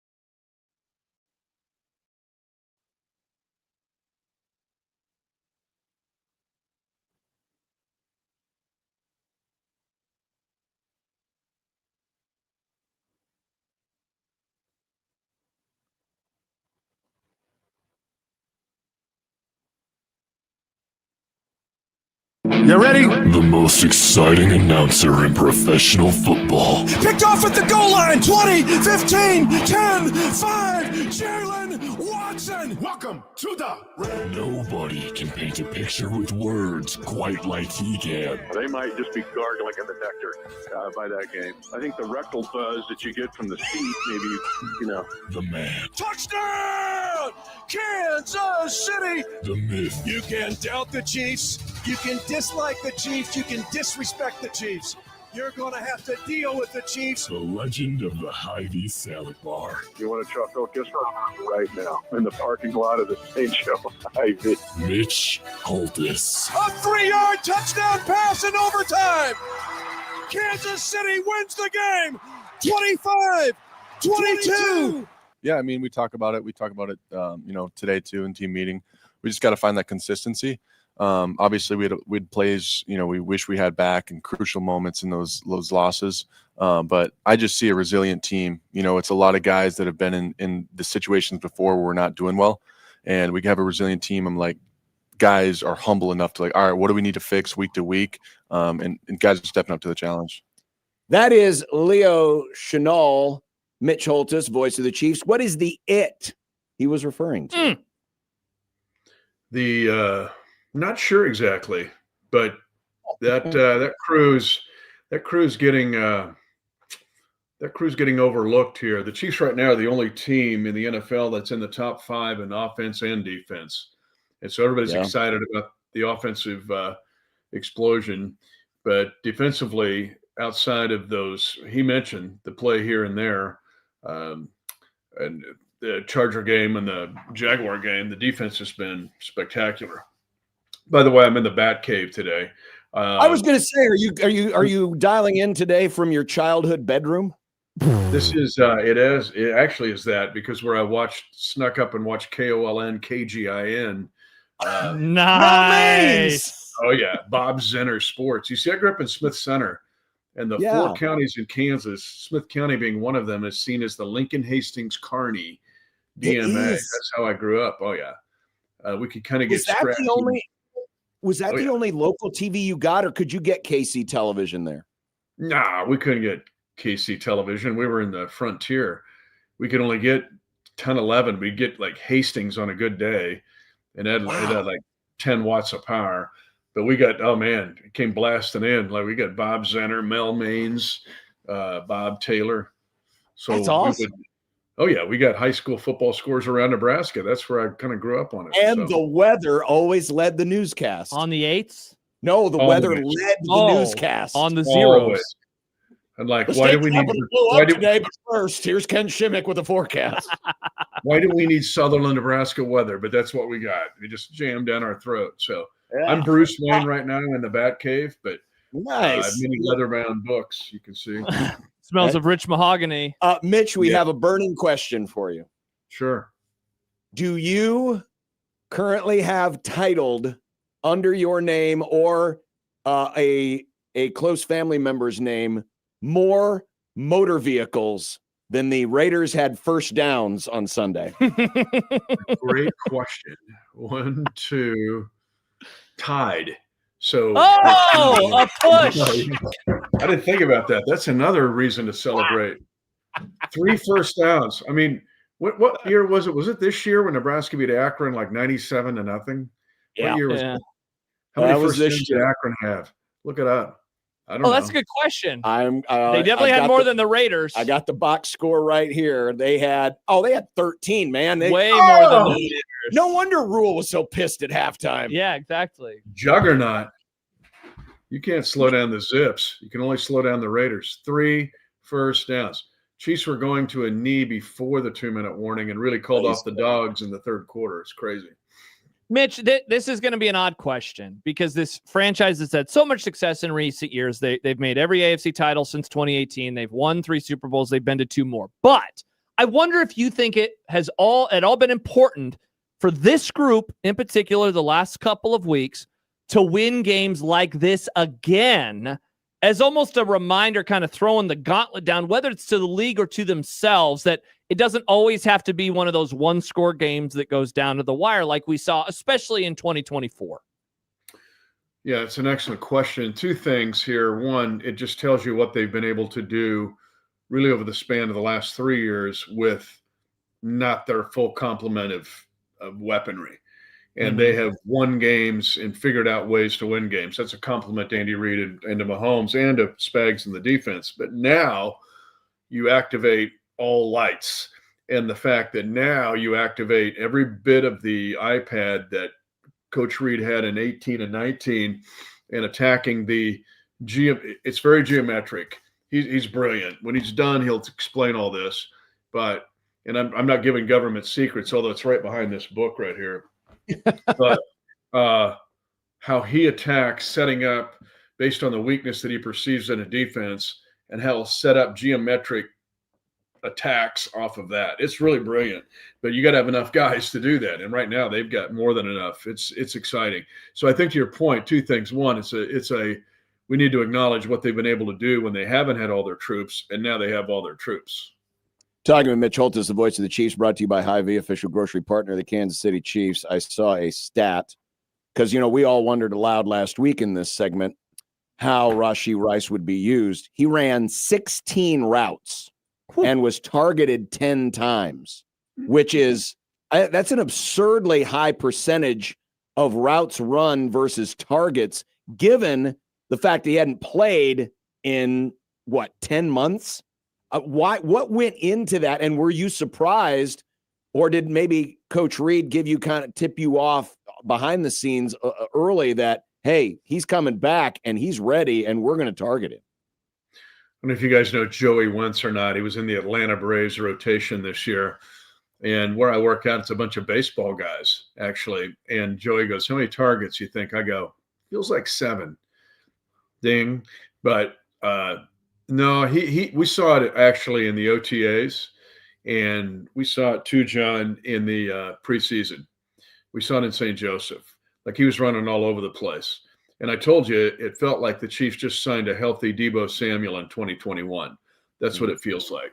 So that's what he is. I mean, he can get you a variety of ways. And what he does complements Xavier Worthy and the other receivers and Kelsey and Hollywood Brown instead of replicate it. There's so many guys in this league that replicate what their teammates do, but not Rashee Rice. He's his own dude. Mitch, speaking of Deebo, he missed Sunday's game versus the Cowboys, as did a lot of players, honestly. And then Daniels gets hurt in that game. According to sources, it sounds like he will not be playing in this one. So I wonder what you're seeing with that group. Like it's kind of so hard, right? Because it's not the normal conversation that you would have about the defending runners up in the NFC. It's a much different team. They just allowed the Cowboys to move up and down the field on them. So I guess I wonder how you're viewing this matchup a few days out, especially wondering what's going to happen with that receiver room and if it will look as empty as it did on Sunday. Still dangerous. And let me tell you where they're dangerous. They've had big plays and big running plays. They have the same amount of 20 plus plays the Chiefs have at 23, but where they lead the league, Josh, is in running plays. They have 7 running plays of 20 yards or more. Now, Eckler's on IR. He's not there. But you look at down the line, I mean, McNichols has had some, but it's really Ja'Cory Crosby-Merritt, who's a 7th-round pick, came out of nowhere. But, I mean, you're looking at 60-yard runs, 40-yard runs. And then there's enough. Jalen Lane, the rookie out of Virginia Tech, is dangerous as a returner and receiver. And Mariota, and we're looking to welcome him because he brought us pain in 2017 by throwing a touchdown pass to himself. Yes. Oh, yeah. And then Jeff Triplett goes out in glory as an NFL official by calling a strip sack that would have been a scoop and score touchdown by Derrick Johnson as forward progress was stopped. That's a new one on me. It was on Eric Stone Street, too, who grabbed me after the game and just shaking me like well, I don't know. I didn't call it. But there's danger here. On the defensive side, they're still 5th in pressures. They're top 5 in the league in pressures. They spent so much money in the offseason. If you look, they were 12-5 and thinking, and teams get tricked into this, like we're right there. We're just right there. We got to take out the Eagles. So they go get a dozen free agents. They make all kinds of trades. And they only had 5 draft picks, but they signed 7 free agent defensive linemen. And some of those guys are pretty good players. So there is some danger here with these guys. But the Chiefs are looking to exact some revenge on Mariota. how close, just how they look, not the record, obviously, but how this team has looked the last 3 games or so to peak Chiefs, whatever you define as peak Chiefs of this era, how close are they in just how they look and how they are playing right now? Wow, to answer that question, ask me that question in about a month. If they can stack up, and do what they've done. Now they put a 30 burger on the Lions. They were beaten up. I got it. They put a 30 plus on the Ravens. They were beaten up. I got it. But to do what they did and against the Raiders, but if they can do it against the Commanders, and then what are they going to do? They have the Bills on a short week. Shouldn't look ahead, but I am.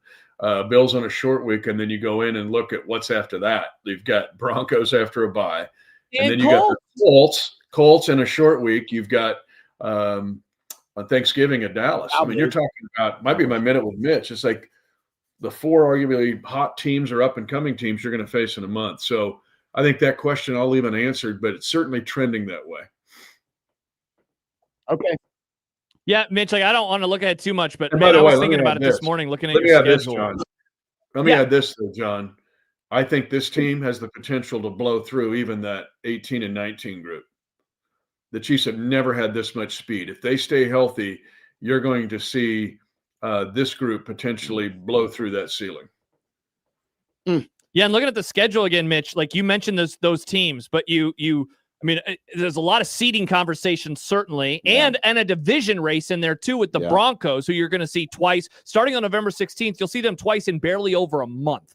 And then the Colts, of course, who have come out of absolutely nowhere this year, very much, in the mix. They're the only one-loss team that is still in the AFC right now. So November's going to be a lot of fun for us who, locally, we're always watching the Chiefs, but nationally, they're going to be involved in big games literally every single week, the entire month of November.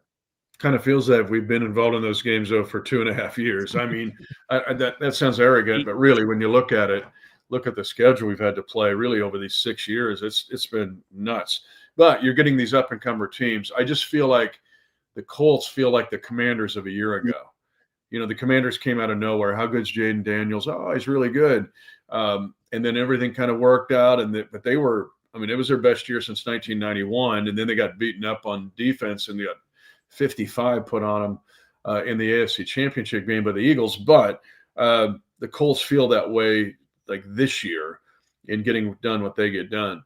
And then, the Broncos are winning games. Now, it is interesting. I'll put this out there. When we were winning games, 12 straight one-possession games, it's like, you can't keep doing that like that. You can't make – other teams are doing it this year, and it's just gutsy, So it's a little bit of the narrative, like business or politics. It's whatever narrative we want to put out there.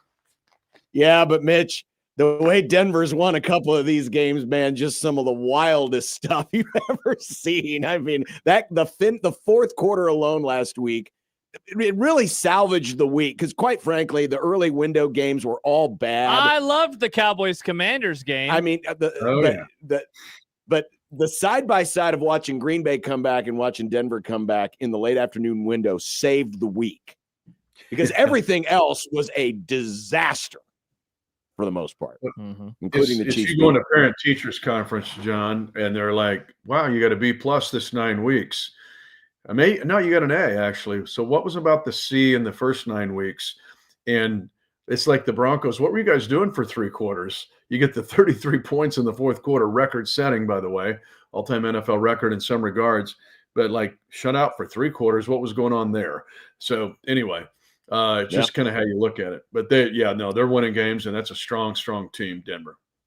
All right, Mitch, we'll let you go back out and wax the Corvette, one of the 3 vehicles that you have matched the Raider first downs, and enjoy the weekend. Of course, you get a full weekend because you have to look at this. Chiefs playing on another awkward Monday night football. It was Sunday. That game was so fast. By the time I was done, I had to go down and do our 65 TPT stuff. But I'm looking, I go, it's 2:50 in the afternoon. Like, what do you do the rest of the day? Is this what normal people do? Now we're back to Sunday night football, which really makes it hard next week when I talk to you guys because it's short week Buffalo. Yeah. cool. Mitch was able to sit in his chair with a smoking jacket and his pipe and watch Morley Safer on 60 Minutes. Wow, that's a reference that I don't understand. And but then it after sounds that, fun to it was- me. and after Mel that, it was- Maines. I know my boyhood hero, Mel Maines or Bob Zenner Sports. Yeah.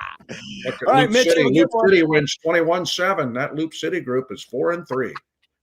I like it. Thanks, Mitch. See you, Mitch. Good boys. Mitch Holtis, Voice of the Chiefs, brought to you by Hy-Vee, official grocery partner of the Kansas City Chiefs. On the subject of the NFL schedule this week, it's time for Fired Up for Football. Oh, let's do it. It is coming up next. And a reminder that your 4-quarter and pick'em picks, get them in. Yeah. It's week 7. Shaw. $250 on the line this week. 6, 10 7? games, 10 games, not against the spread. And you can play now. Maybe at win 6, 7. 1620thezone.com.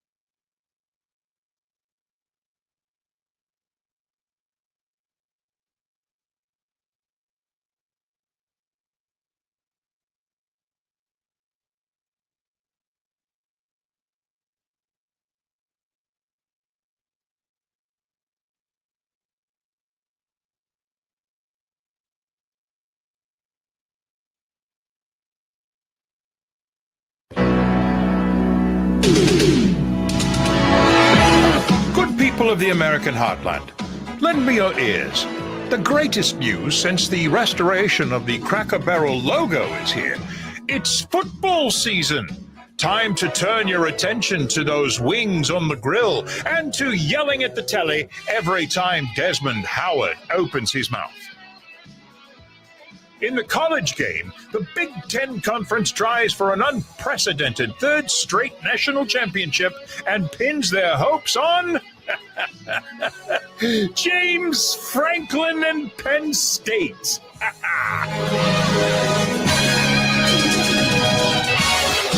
In the National Football League, the Philadelphia Eagles are now the team with the bullseye on their backs. Josh Allen and Lamar Jackson still seek their first Super Bowl. And could it be the Bears and the Raiders might actually be good?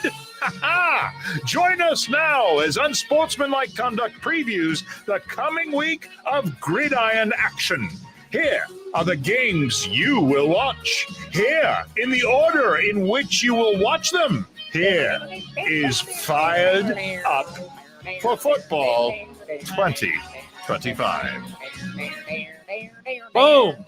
I forgot that Nebraska trailed this game by 12 points in the fourth quarter. If they lose this game, Sounds about right. They finished 3-9 in Mike Radley's last year at Nebraska. Man, the bottom just fell out big time. Nebraska loves to trail bad teams. Hey, Nick. Am I wrong? Hey, Purdue was actually solid this year. This wasn't a bad team. This was the first Jeff Brom team. Oh, boy. Yeah, no, that was great. Settle down, Nick. It's college week 9, NFL week 8, and this week's Fired Up for Football. Starts with tonight. No, it doesn't. Middle Tennessee at Delaware on ESPN2. Missouri State at New Mexico State on CBS Sports Network. And Creighton versus Seton Hall on ESPN Plus. John, that is football. Fired Up for football. What are you trying to do over there, John? Nothing. What are you trying to do? The Thursday game is South Alabama at Georgia State. Alabama. And then Friday is kind of meh. North Texas at Charlotte. Cal at Virginia Tech, a great ACC rivalry. Cal Friday nights, 2 weeks in a row. And then late night football, of course, you're going to need to get your beauty rest because you're going to have to get up early for the Huskers. Sleepy. But on CBS Sports Network. Sleepy. Boise State at Nevada. Nevada. Or is it Nevada? No, it's Nevada. Nevada. Nevada. Maybe that's what it is. Oops. Oh, you went I backwards. went the wrong way. Saturday afternoon, big noon kickoff. UCLA, suddenly dangerous. UCLA is at number 2, Indiana. But, of course, what do you do to derail the Bruin Express? Make them play at 9 a.m. body clock time. Have you seen the point spread for this game? No. It's like 24.5. It's a really tough look for the former coach that the team starts playing really well after he gets kicked. Very much so, Nick. John's going to take UCLA. If this game was at 2:30, I might. Well, against the number. Let's put it in predictions, shall we? ABC's got Ole Miss at Oklahoma. Top 10. Again, the Southeastern Conference is saving the week with our only ranked versus ranked game. I wish John had a honk graphic. John, say honk like I do. Honk. Say it. Honk. Nick, cut that and play it whenever John goes on his SEC tirades. Okay. It's not a tirade. It's fact. Honk. On TNT Dynamite. K-State at Kansas. Fight Kansas, whatever. K-State, whatever. It's got to be your bowl. I love Highway to Hell. That is.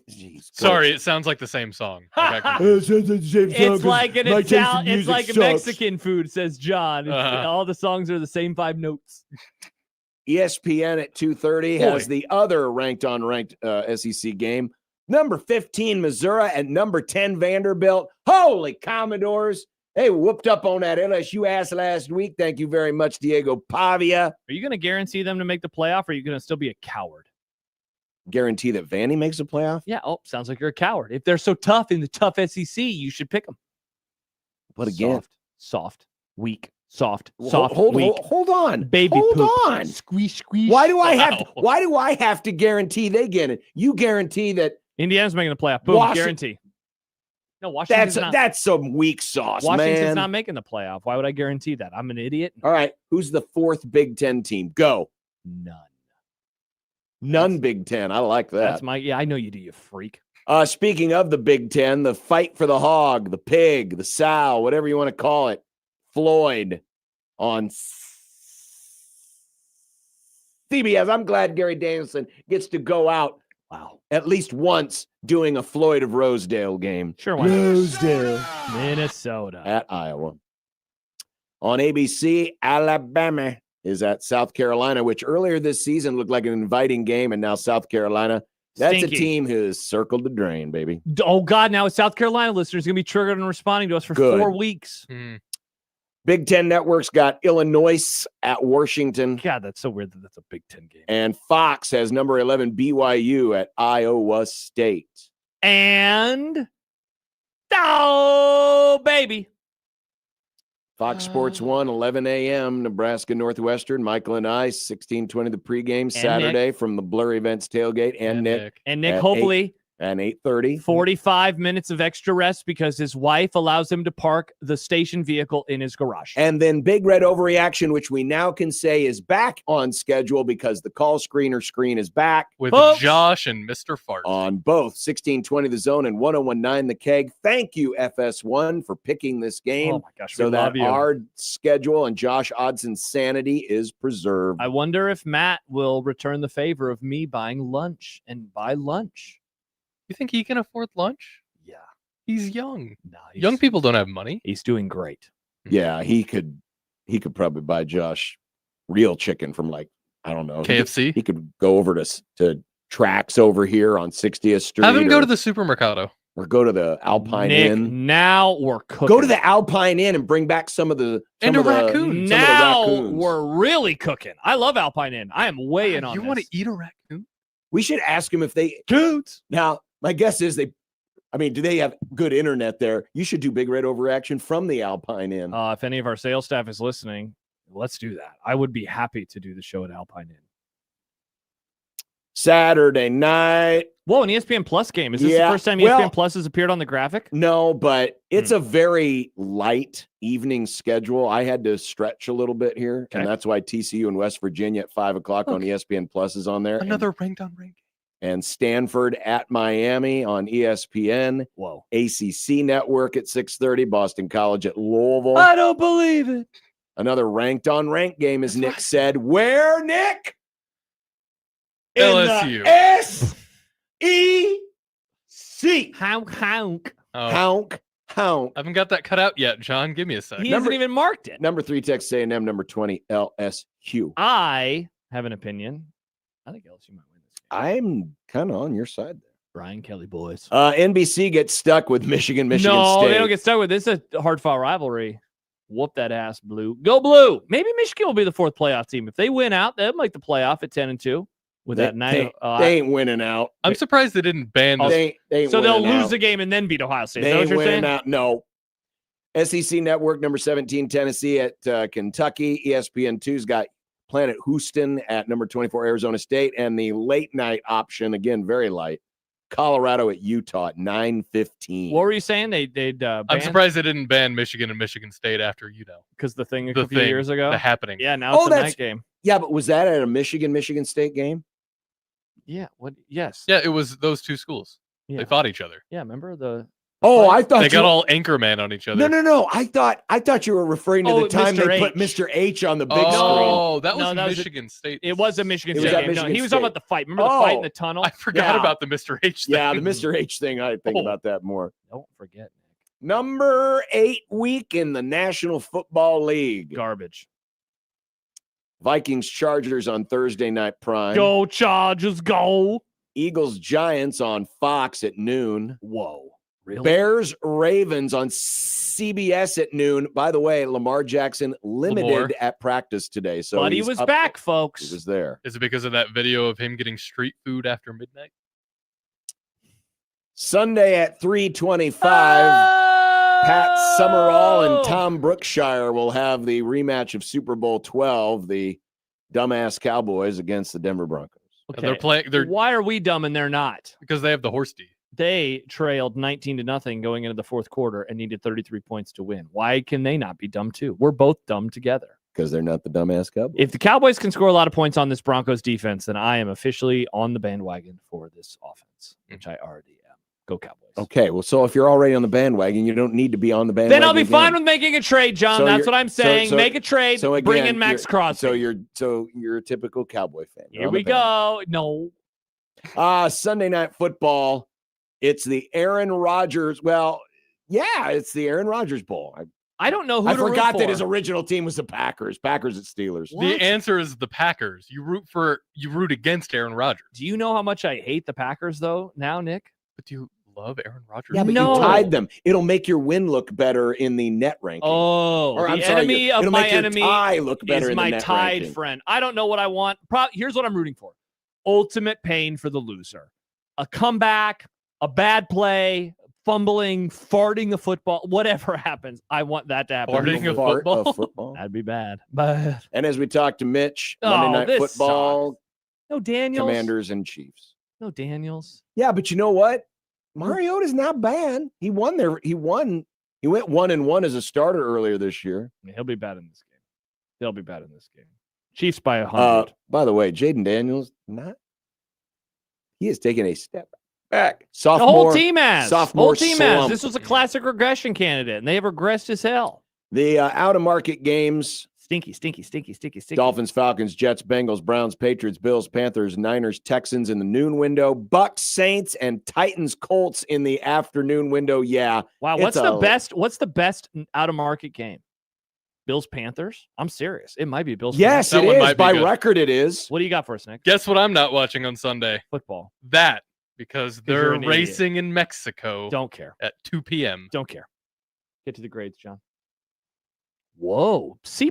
We have 4 ranked on ranked games and some fun rivalries. It's 3 ranked on ranked games, right? No, it was 2 in the It was 2 3 in the two- SEC.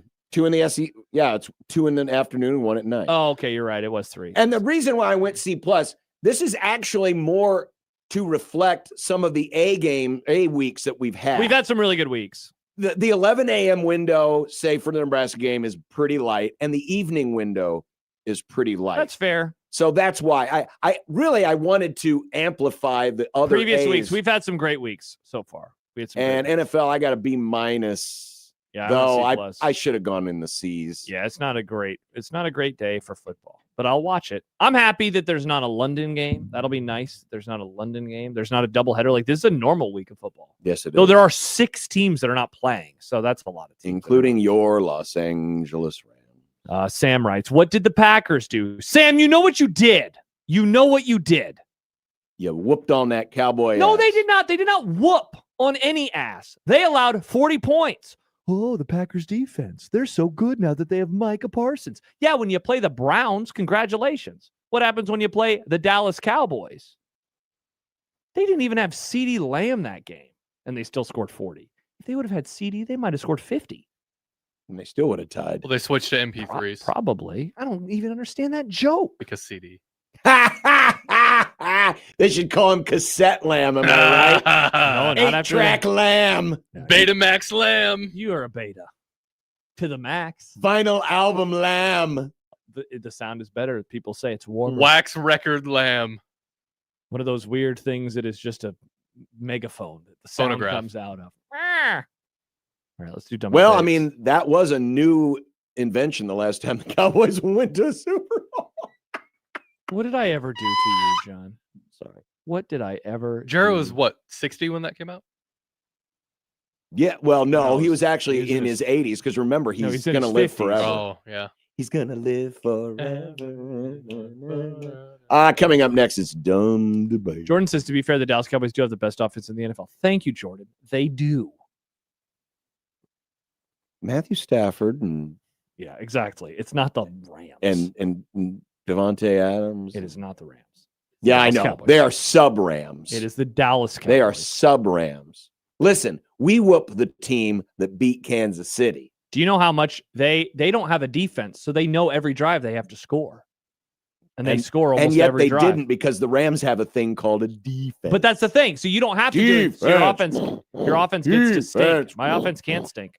When they actually do the defense chants in LA, they mean it In And then Dallas, it's like they have the dumbest chant. Rams house. What a cool chant. Rams, whose house? Rams It's house. not even their house. They share it. It's like it's a Thank Rams you. timeshare. we own it. Whose We own timeshare? it. Rams timeshare. We own it. What a dumb hashtag. We own it. Rams house. It's better than the Cowboys. Yeehaw! No, ours is just Cowboys. SoFi, more like no-fi. Got him! Let's do dumb. What is the Cowboys hashtag? 30 years and counting? No, it's Cowboys, John, because we're normal people. You know there ain't no damn Cowboys. Katie anymore says in Dallas. LA they pump in the chant because they have no fans. That is fake news. You can't do that in the NFL. You- typical Frisco fan. You can't, but some people still do, John. Never could accuse a Frisco fan of being the smartest people on earth. Though their Except team for my wife. Their team did beat Good the save. Rams that one Thursday. Yeah, because we really dropped The Rams damn like, ball. hey, we could score a touchdown or we could fumble. And then they fumbled. Option A, option B. They chose option B. I think they chose that. Oh, my bad. It just kind of. Whose condo? Rams condo. Thank you, Mustache Adam. Mustache Adam.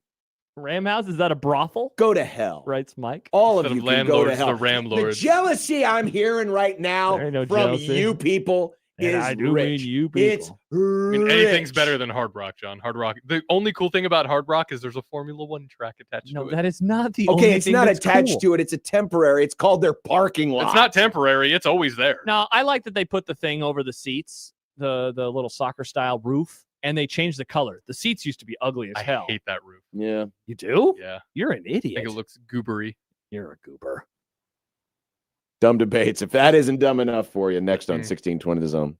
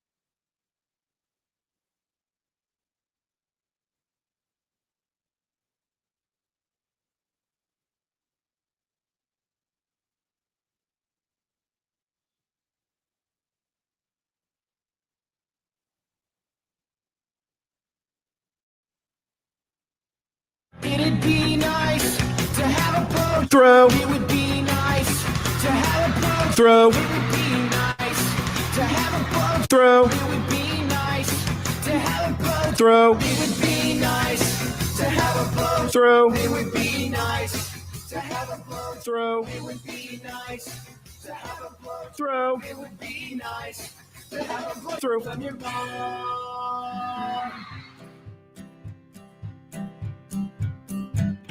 Listeners and not to, we did anyway, dumb debating. John's computer sucks, Macs are the only way, dumb debating. Fullbacks are running backs, hamburger steaks. Josh is too dumb to eat a cupcake. Mayo in a vase. Does John like Nebraska or Creighton? Just three radio hosts on air, dumb debating.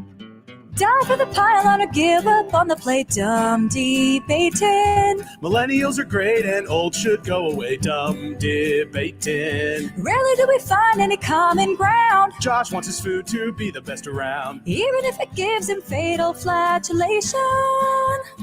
Just three radio hosts on air, dumb debating.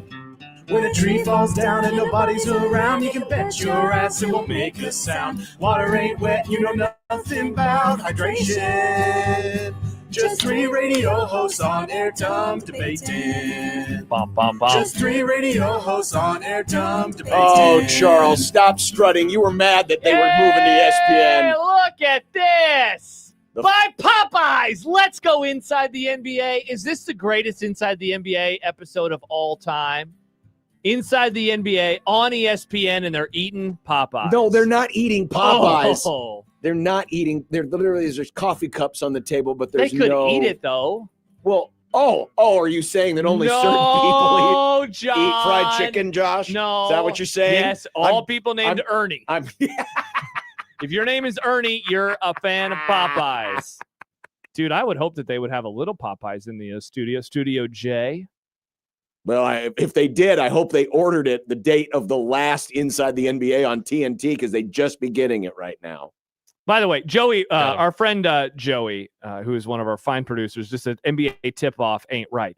That's always the name of the pregame show. This is not an ESPNization already. You can't get mad at the name of the show being tip-off. This show is never inside the NBA. But they just did a graphic that showed Inside the NBA. Correct. Inside the NBA is the show after the game. I know. This is tip-off. I know, but it always is. It's okay. Stop confusing the list. You're going to be, or whatever. But this is what it was called on TNT. No one is confused except for now people are like, this isn't what it was called. This shows that you never watched it when it was on TNT. Why does Shaq have yellow glasses? Because you don't like fun glasses? I don't want to see tints of yellow with everything. Dumb debates. Has Chuck dropped a few pounds? Chuck looks a little thinner. I don't know. I don't comment on people's weight, John. It's inappropriate. Well, I was complimenting him. That means you're calling him fat back in the day, though. See, it's always there's always. Shaq literally called him that all the time. Hey, Ernie, is he fat? Hey, Ernie, he's fat. Yeah. Look at him. Are they flashing back to him complaining about ESPN? See, this is perfect. See, what a great show. They're so good. Nothing has changed. Everything is even fine. Even watching them on mute. Everything is fine. It's good. Everything is fine. All right, this is Dumb Debates, John. Yep. Did you ever put out the question for Dumb Debates? Why, you never did. I didn't today. I forgot. I'm sorry. Jeez. Well, it's okay because I put it on the lineup tweet. So hopefully we got something from somebody. We barely did, Nick. Stick to sports one. This is actually, I just realized this is a dated one because it was Trump sent. or Biden? It was sent to us during a different time when the word auto pen was part of our lexicon. Jake asks, if the founding fathers signed the Declaration of Independence with auto pen, would it still count or would it be a farce? This is one of those things where I don't know what it is, and at this point I'm too afraid to ask. I don't know. The whole auto pen thing blew by me. I don't know what that is. Well, it was only for people who this hang out in certain spaces on the internet. This was alleged when President B. when Uncle Joe was Or like great grandpa. Yeah, great grandpa Joe in Joe in the final days of his presidency they would just, you know how you can facsimile your signature. It's like what we do on the internet when we have to sign things. Oh, yeah. So it became a controversy. So they called it auto pen. But back then it would have been called auto quilt. How they care about the weirdest or things. quill, on that right? side. It's quill, right? Oh. He's Pen got and a quilt. Not a quilt is a blanket. He's wearing a whatever. tan suit. Yeah. but they're fine with How other old people was groping. that dumb debates question, John? It was a while, but I Okay. just That's awesome. ESPN Deportes. I'm sorry, I keep looking up. Yeah, John, we got to say that's why we were trying to put it on the small TV. No, but you want it on the big one. I just like the picture of Charles with drool coming out of his mouth. Mustache Adam says this would be a great. Now this is in response to. Okay, so this was the post game show, or no, this was Gary and Matt. No, sorry, I keep getting it wrong. This was Michael's show on Sunday. I was just trying to figure out what day October Josh 19th. the auto pen of One of our many fine shows It's a on great show. 1620 The Zone. So our friend Sumanji tweeted that morning, any caller who starts by asking the host, what's the definition of insanity, should be hung up on immediately. I would like to auto pen retweet that comment from Sumanji. We know what the definition of insanity is. You don't have to keep telling us. So Adam asks, what is/are the most cliched things callers say? How you guys doing? That should allow the host to hang up on them for saying. How you guys doing? I do not need anyone to ask me, especially because people don't ask you on the post-game show to make a joke. They are literally saying, how are you doing? As a placeholder to start the conversation. Get to the opinion and go. I don't need to get asked how I'm doing, especially when it's 12 o'clock in the morning and I've been hearing idiots for 2 hours. And you've answered the same question 18 times. I get it. It's Midwest nice. I mean, but no, especially for the post-game show where you're taking caller after caller.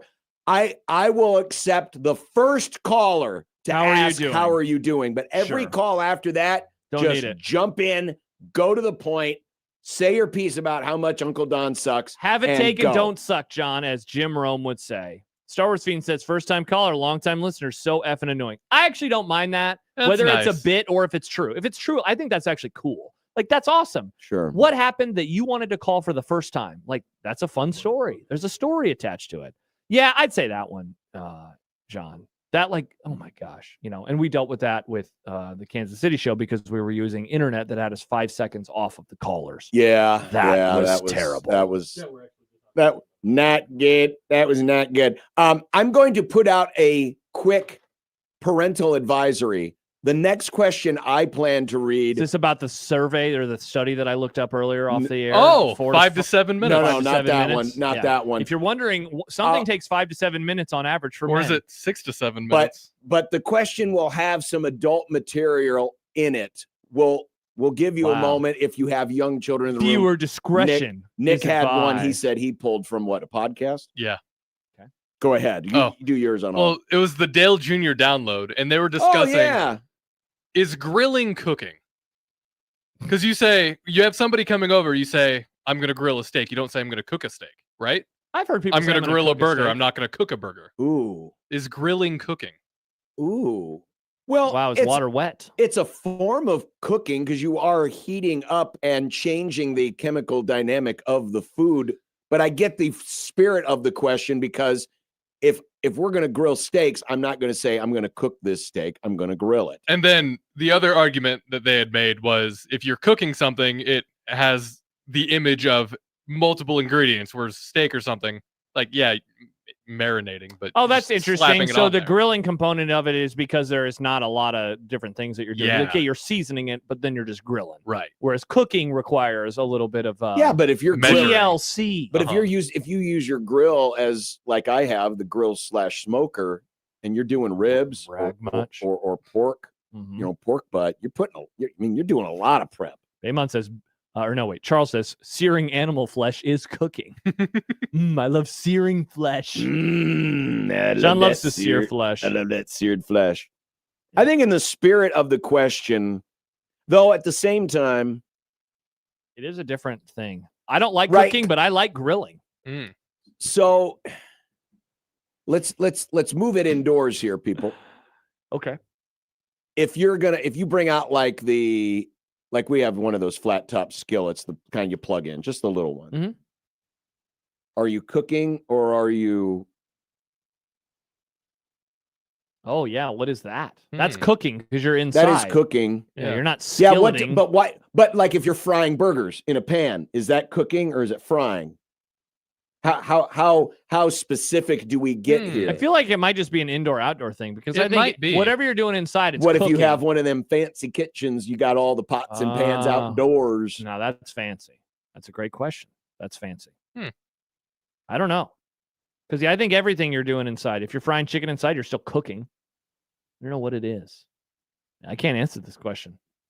I'll ask my wife tonight. All right, friends. From Star Wars Fiend. You guys can have any wish you want, any time you want it. But the catch is 5 to 7 minutes. The catch is you have to have the most prominent figure of male genitalia tattooed on your forearm. And in order to get the wish granted, you must show the tattoo and rub the tattoo in order for the wish to be granted. Wow, so it is kind of related. However, you can never tell anyone the real reason why you got the tattoo. And if you're asked about it, you must give a horrible reason why you have that tattooed on your arm. Do you get the tattoo, the stipulations to be criticized for it the rest of your life with no one ever able to know the truth? Wow. So, and that means even your wife, you would always have to lie to her about why you have this penis tattoo on your body. But what do you get? You get any wish ever Any wish. granted? At any time. And of course, you can't wish that people don't, you can't wish the wish that people don't recognize the tattoo. How long do you have to rub the tattoo for? 5 to 7 minutes. Okay. Mike says, I was drunk. Boom, I'm rich. There is a quick, I don't know. I had this wild night one time. And they'd be like, well, how come you haven't gotten it covered up or removed? Because I'm going to have wild nights in the future, and I know I'm going to get it again. Could you use makeup or concealer on it? No, it has to, because that's the part. Part is you have to rub the tattoo and show it to a crowd. So this means you have to ask for every wish in front of people. You can't really? be home. Well, that's what it's implying, right? I thought it was just like because the easy workaround would be I'm going to make a wish at home alone. Charles says I lost at fantasy football. See, there's another nice. And the part of the fantasy football bet was, and I can never get it removed. It's permanent marker. But if asked about it, you must give a horrible reason why you have the tattoo. That's a horrible reason. A fantasy football punishment. But is that that's an people would go, oh. But I would never agree to that because that's a horrible reason. I would never agree to get a tattoo of a weenus on my arm, John. Would people say to a wiener tattoo because of that? But it's the reason. I'd say you're an idiot. But Star Wars Fiend is saying you have to give a horrible reason, not that the tattoo is horrible. So the horrible reason would be I was in prison. Or this is to honor my dad. Or okay, that's pretty funny. That's what I'm saying. So Star Wars Fiend actually, when he wrote the question, he put it in such a way where you have to give a horrible, uncomfortable answer. Charles says I had to start Joe Flacco is a horrible reason. No, it's not. Yeah. I'm sorry. I'm gonna I throw did a this flag to on honor that. my best friend. That's what I would say. That's a horrible reason. We were very good friends. Very, very good. Any wish. Any wish. Okay, again, the hardest part about this is except you can't get rid of the tattoo and you can't coax people into not believing the tattoo true. So I honestly think the hardest part about this is that I am already married.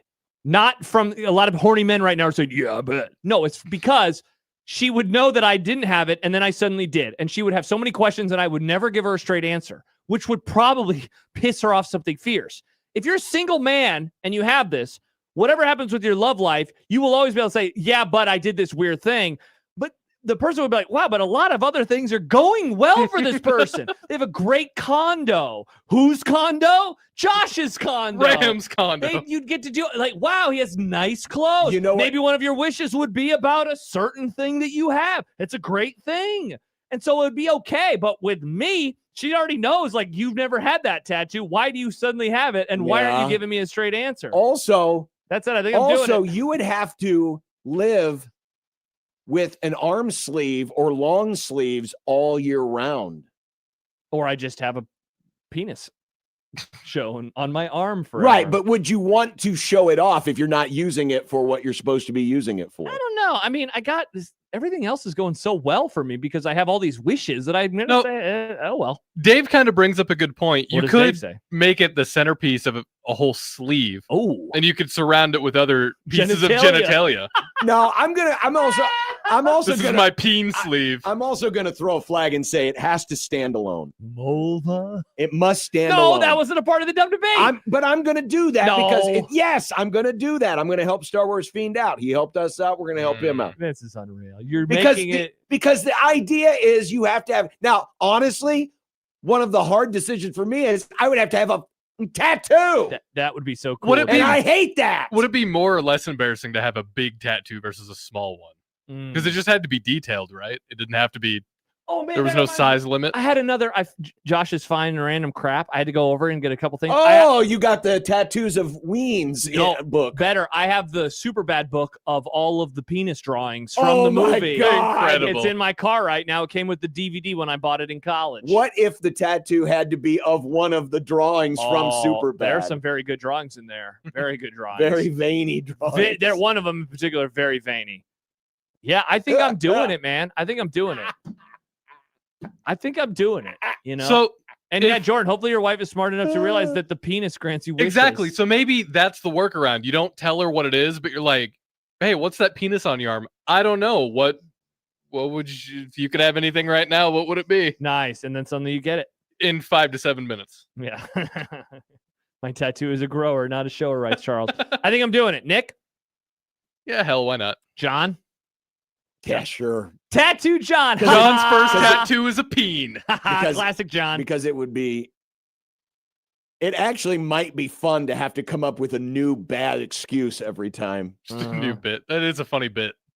Yeah, this is in honor of my grandpa. It also kind of adds an air of mystery around you that I think people would find compelling. Husker. And I mean, that's one less arm I have to slather in, sunscreen every summer because I'm going to be wearing a long sleeve. Maybe you could put the peen tattoo where your scar is. Oh yeah, nice and veiny. Yeah. Priest says, Husker Priest, forget arm. I'd put that on my forehead, and in that scenario, 0 questions. Wow, I would not do it for. You don't have to do it on the forehead. I wouldn't do it. He's saying he wants every wish that badly. You can make it look fine on your arm. He wants it that badly. Great question, Star Wars. Yeah, and he wants to know why am I driving around with that book in my car? Because I found it at my parents' house, and then I was going to bring it in, and then I forgot it. And he was taking it over to the tattoo parlor to say, "This is what I want on my arm. I want this." Is there still a tattoo place next door? Probably. Nice. I don't know why there wouldn't be. Sports one. Caleb Henry asked a week ago, is Hoodie Gate a top 5 dumbest storyline from the Scott Frost era? Maybe we should save this because we should do a top 5 dumbest storylines. That is absolutely up there. But that was so. But I need to really think about because there's a lot of them. That's why we need more. I mean, there's Oklahoma Gate. Oh my gosh, that's the dumbest. That is the all-time dumbest. You know what? Dumb debates. Is it dumb that every conspiracy has gate at the end? Yes. The name of the hotel was Watergate. That's why it was funny why. when Deadspin back in the day started calling everything Gotzi. So they would say like a controversy, they would say Autopengazzi, for example. Like that was fun, but yes, Watergate is the hotel. The controversy is not that there's a gate. That's not the controversy. Why did people latch onto the gate so much? But Benghazi's the name of the place. So that's why Deadspin was same argument. No, but Deadspin was doing it as a bit because it's dumb. Well, the gate is a bit. No, people do it What seriously. did we call conspiracies before Watergate happened? Oh, that's a good question, John. You're 100. I don't know. Yeah, this is worse than Watergate. People love saying this is worse than Watergate. Wow, there's nothing worse than Watergate that's happened since Watergate? No, I'm just saying people love saying I would think you guys would be all for it because it was Tricky Dick that got you're pinched. not And it you're not reminds for you taking him down? No. I'm just saying what he did. No, I've long said it was one of the dumbest things of all time because he was going to win. Because it's like Tom Osborne stealing Iowa State's playbook in 1997. Oh, I thought you were going to say 92. The sitting president did this thing, and it was terrible, and he decided to step down. That was cool. It was a different time, Nick. It would never happen today. See, that's why you two should be happy with the use of gate because it reminds people of that thing. No, I don't care. I don't think that way. It doesn't bother me. I don't think the average person knows what Watergate even is anymore. Well, see, then you can use it as a history teaching lesson saying, why did you call something gate? And then you can explain it. And I'm sure you would enjoy explaining it because guess who else was involved in that? Your buddy Henry Kissinger. How come they never called it Benghazi Gate? His dead buddy, Henry Kissinger. Good question, Nick. Mustache Adam, the TV debate has me thinking, who is the most popular backup quarterback that Nebraska has ever had? Brooke Beringer next. Wow. Conversation over. Mark says, if you are given a Jell-O shot, are you drinking the shot or eating the shot? I swallow it whole. You eat Jell-O. You don't drink Jell-O. You eat Jell-O. I don't chew it. I just let it go down. Well, it's not really chewing it, but you don't like slosh it around a little bit and enjoy the taste. Just gotta go right down my throat. That's lame. Sorry, John. It tastes good. I'm a swallower. I've never swallowed it whole. I can tell by the tattoo you have. Oh, is that what this is? Or are you just happy to see me? Just reflexively, if something's in my mouth, I chew it. Yeah. So I don't ever chew too, Jell-O shots. But most of the time with Jell-O, I'll try that next time. With Jell-O, it's just kind of you let it kind of slide down your tongue.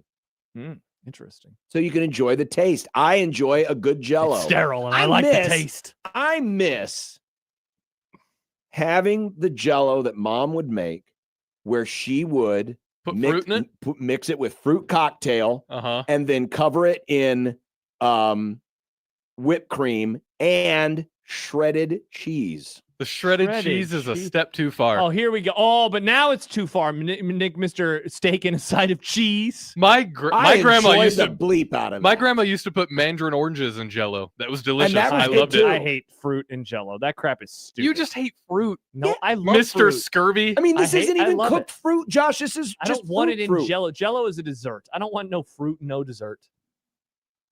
What are you gonna say? So Tastes like fruit candy? can't be dessert. No, Is I it like fruit. interesting that Jell-O's a dessert when it's made from horses?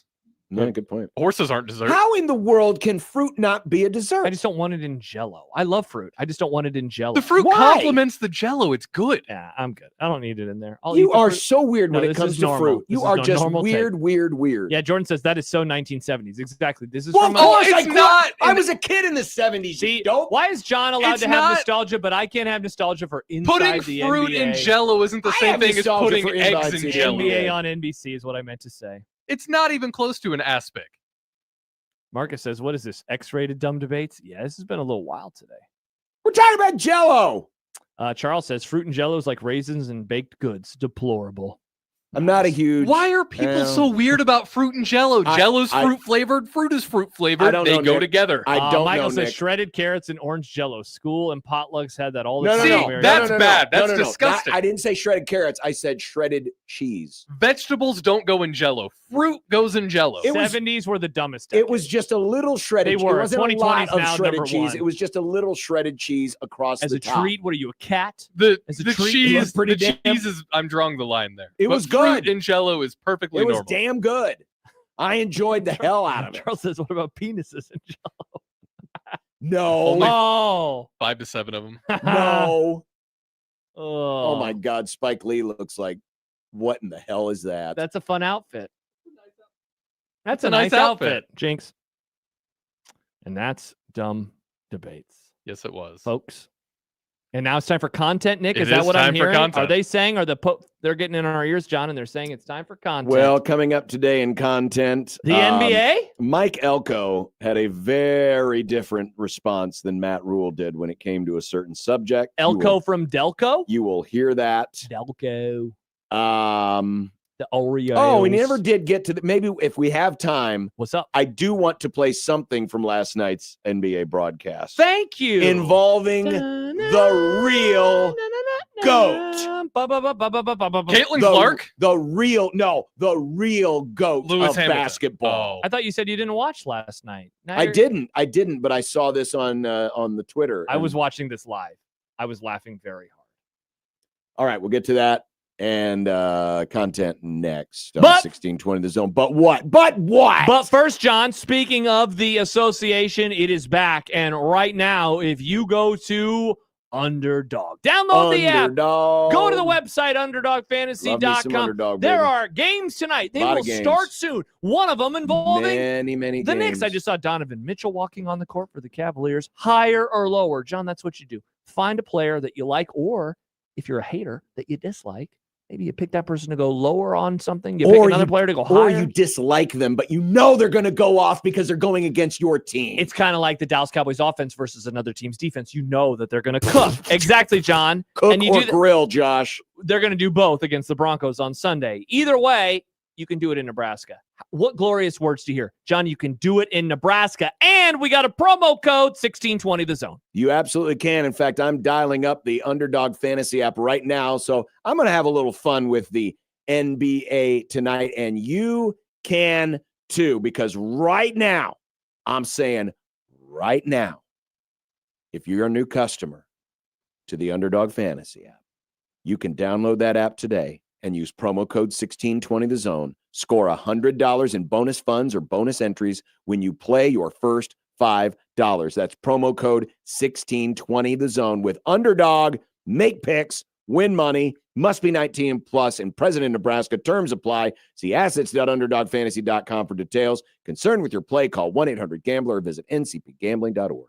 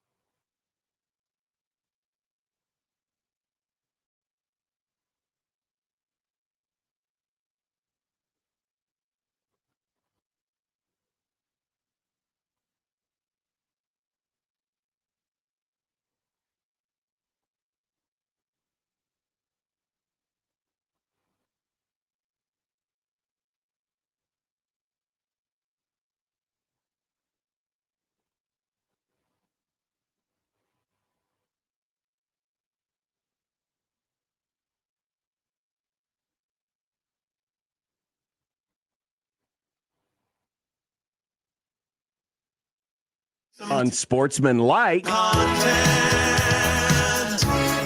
Unsportsmanlike content. Unsportsmanlike content. Content that's unsportsmanlike. Just saw that Ryan Kalkbrenner is getting the start tonight in his very first NBA game for Charlotte. So I've just done a Big East on Underdog. I got Kalkbrenner higher than 13.5 points plus rebounds plus assists, and Jalen Brunson higher than 24.5 points. Go Big East, go Big Ryan. John, you would be happy to hear this. Ryan Kalkbrenner's name has been said by Bill Simmons. I think he's high on him. Everyone's high on him. Even Bill Simmons. Pretty cool. Sorry about that, Ryan. Must be nice for John to have like 4 favorite NBA teams. Gosh, it does sound nice. It, I got gives you more opportunities to win championships. I got a great chance this year. I really do. Go Lakers. Tough one last night, but go Lakers. Awful Announcing is advocating for the end of score tickers inside college football games. Is this extreme? No. We talked about it recently. It's getting annoying, folks. It's getting annoying, especially when you get the flashing on ESPN yellow score alert. It's like, auga, auga. Which, I mean, that's fine, but take a page from CBS. CBS in the NFL has moved it to a corner box, which is somewhat transparent. Yep. It's not intrusive. It's tiny. You're not having a constant motion of scrolling crap across the bottom of the screen. At the very least, allows you to have the whole screen as a game. Not to go back in my day, but NBC and CBS, NBC especially, they'd always run a scroll like every 30 minutes or every 20 minutes. I remember ESPN doing it at the 28 and the 58. And Correct. That was it. Do it then and then be done with it. And I'm sorry, I don't need to see college basketball or NBA or Major League Baseball scores if I'm watching college football or the NFL. We have phones. We have the internet. And especially when they show all the damn fantasy stats. Again, most people are following their fantasy team on their fantasy app because it updates everything that they need in one fell swoop. So get rid of the damn score bugs, or not score bugs. Get rid of the damn updates, please. Yeah, I mean, like the only argument would be people aren't using their phones to check scores as often as we think they are, but I just don't buy that. If I want to look up a score, my dad who has a flip phone. I'm not waiting for the score bottom line to pop up. I don't need that. So yeah, I mean, it'd be great. It would look so much better, especially like one of the things that really sucks is like Fox Sports 1, they'll have the thing and it scrunches the TV. Whereas other ones, they push it in from the side, so at least it's in its normal format. Whereas watch on Saturday, Nick, when Nebraska's playing, Emmett Johnson's going to look like he's shorter and fatter. Wow. Because they just scrunch him on down. Don't body shame Emmett Johnson. I'm not saying that. FS1 is saying that. So, yes, I'm with John on this. If I want to check the score, I will go to the internet. Texas A&M's Mike Elko had a very different approach than Matt Rule when it came to rumors about him taking the Penn State job. Multiple national reports out that you're and then there's multiple national reports out that you're a possible candidate for the Penn State job. I'm just curious your thoughts on that, how you handle your name being linked to that kind of job, and if that's something you even discuss with your players. I don't discuss it with my players. I think it's absolutely hilarious how you guys cover coaches. I think 3 weeks ago I was getting fired. Now I'm getting hired. Now you don't want me to stay, but I'm leaving. Like it's absolutely hilarious. It is a waste of brain space to spend any time talking or thinking about any of that stupidity. Now we'll go to. Wow. First of all, no one was talking about you getting fired. You're undefeated this season, so stop being a martyr. Secondly, martyr baton. Freaking grow up. You know, the kid's just asking an innocent question. It's out there. He might not even be reporting. That Elko is up for this job. He might have just been saying, hey, this news is out there.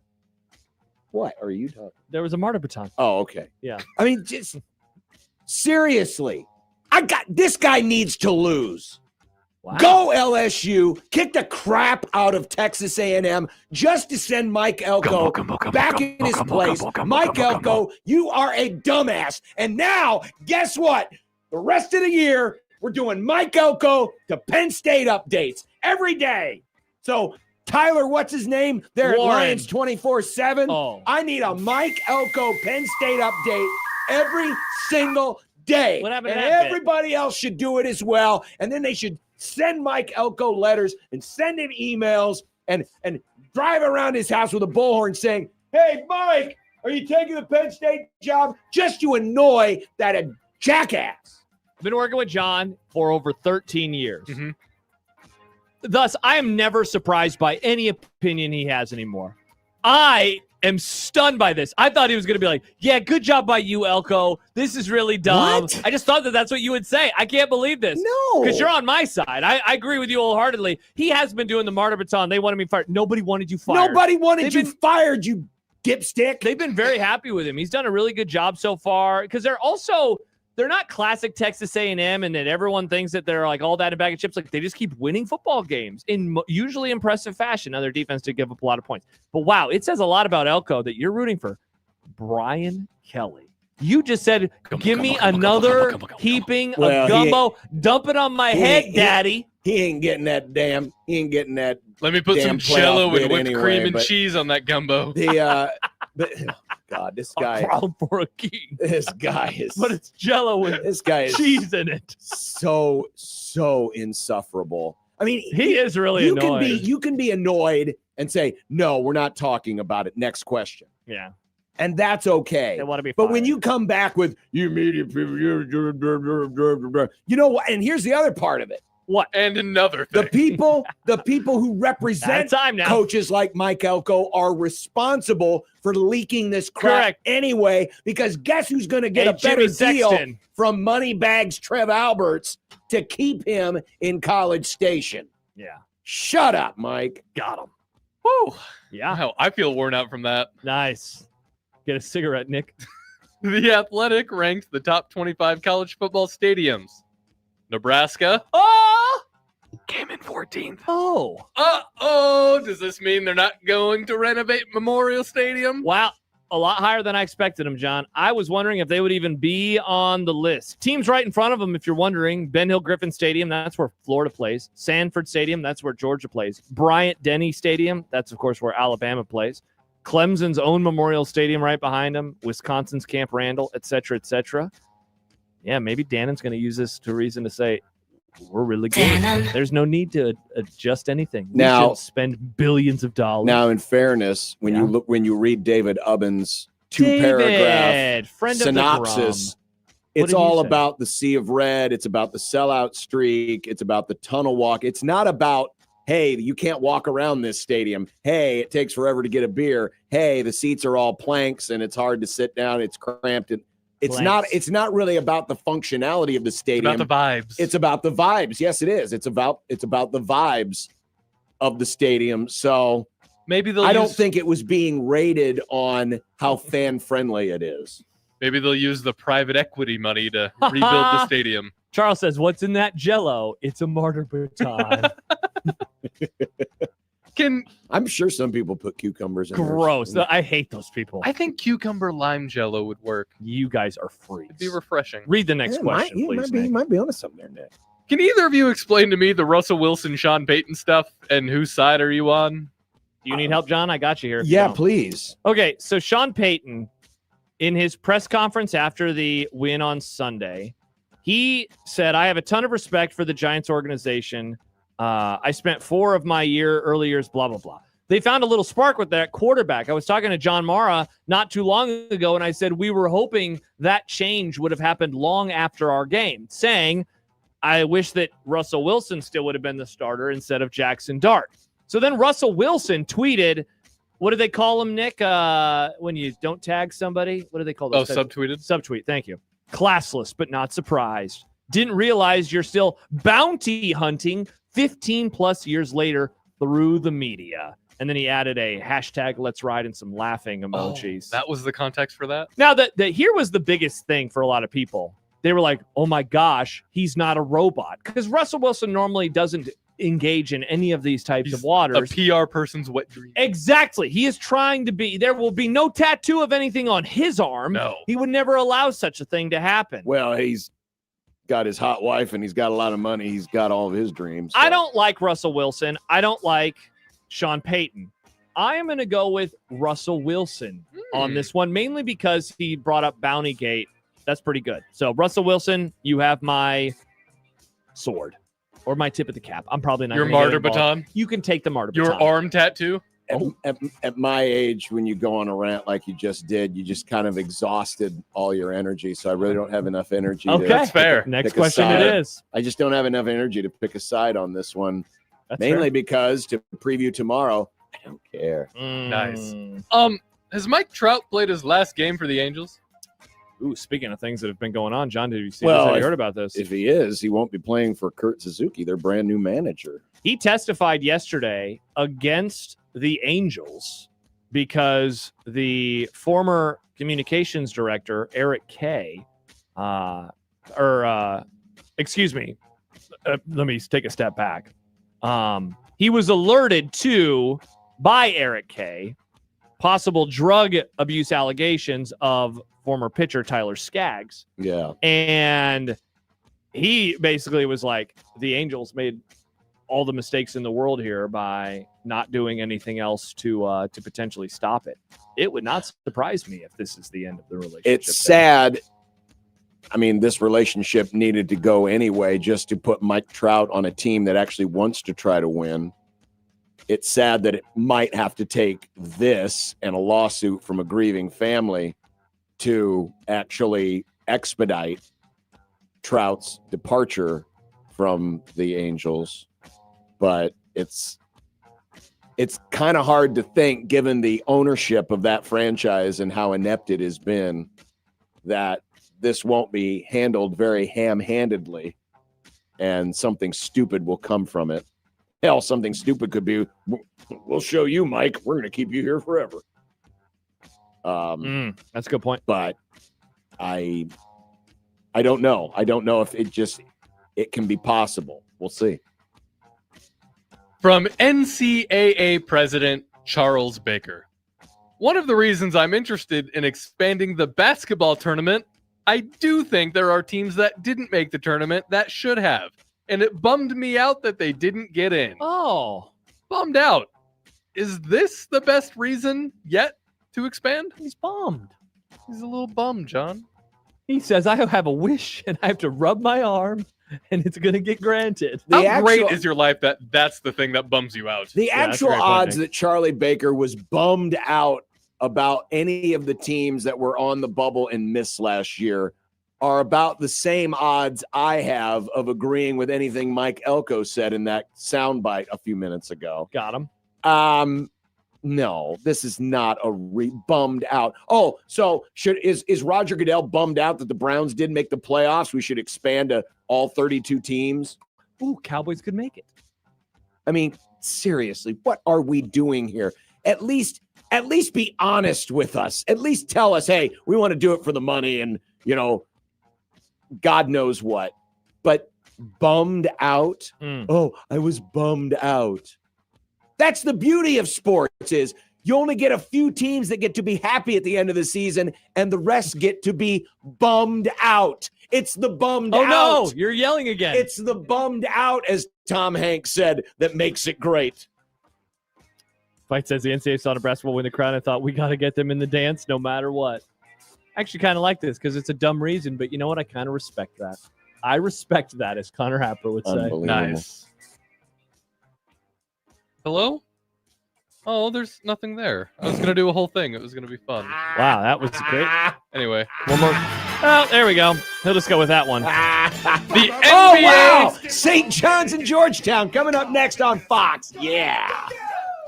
The NBA and NBC returned last night, much to the chagrin of John. Yep.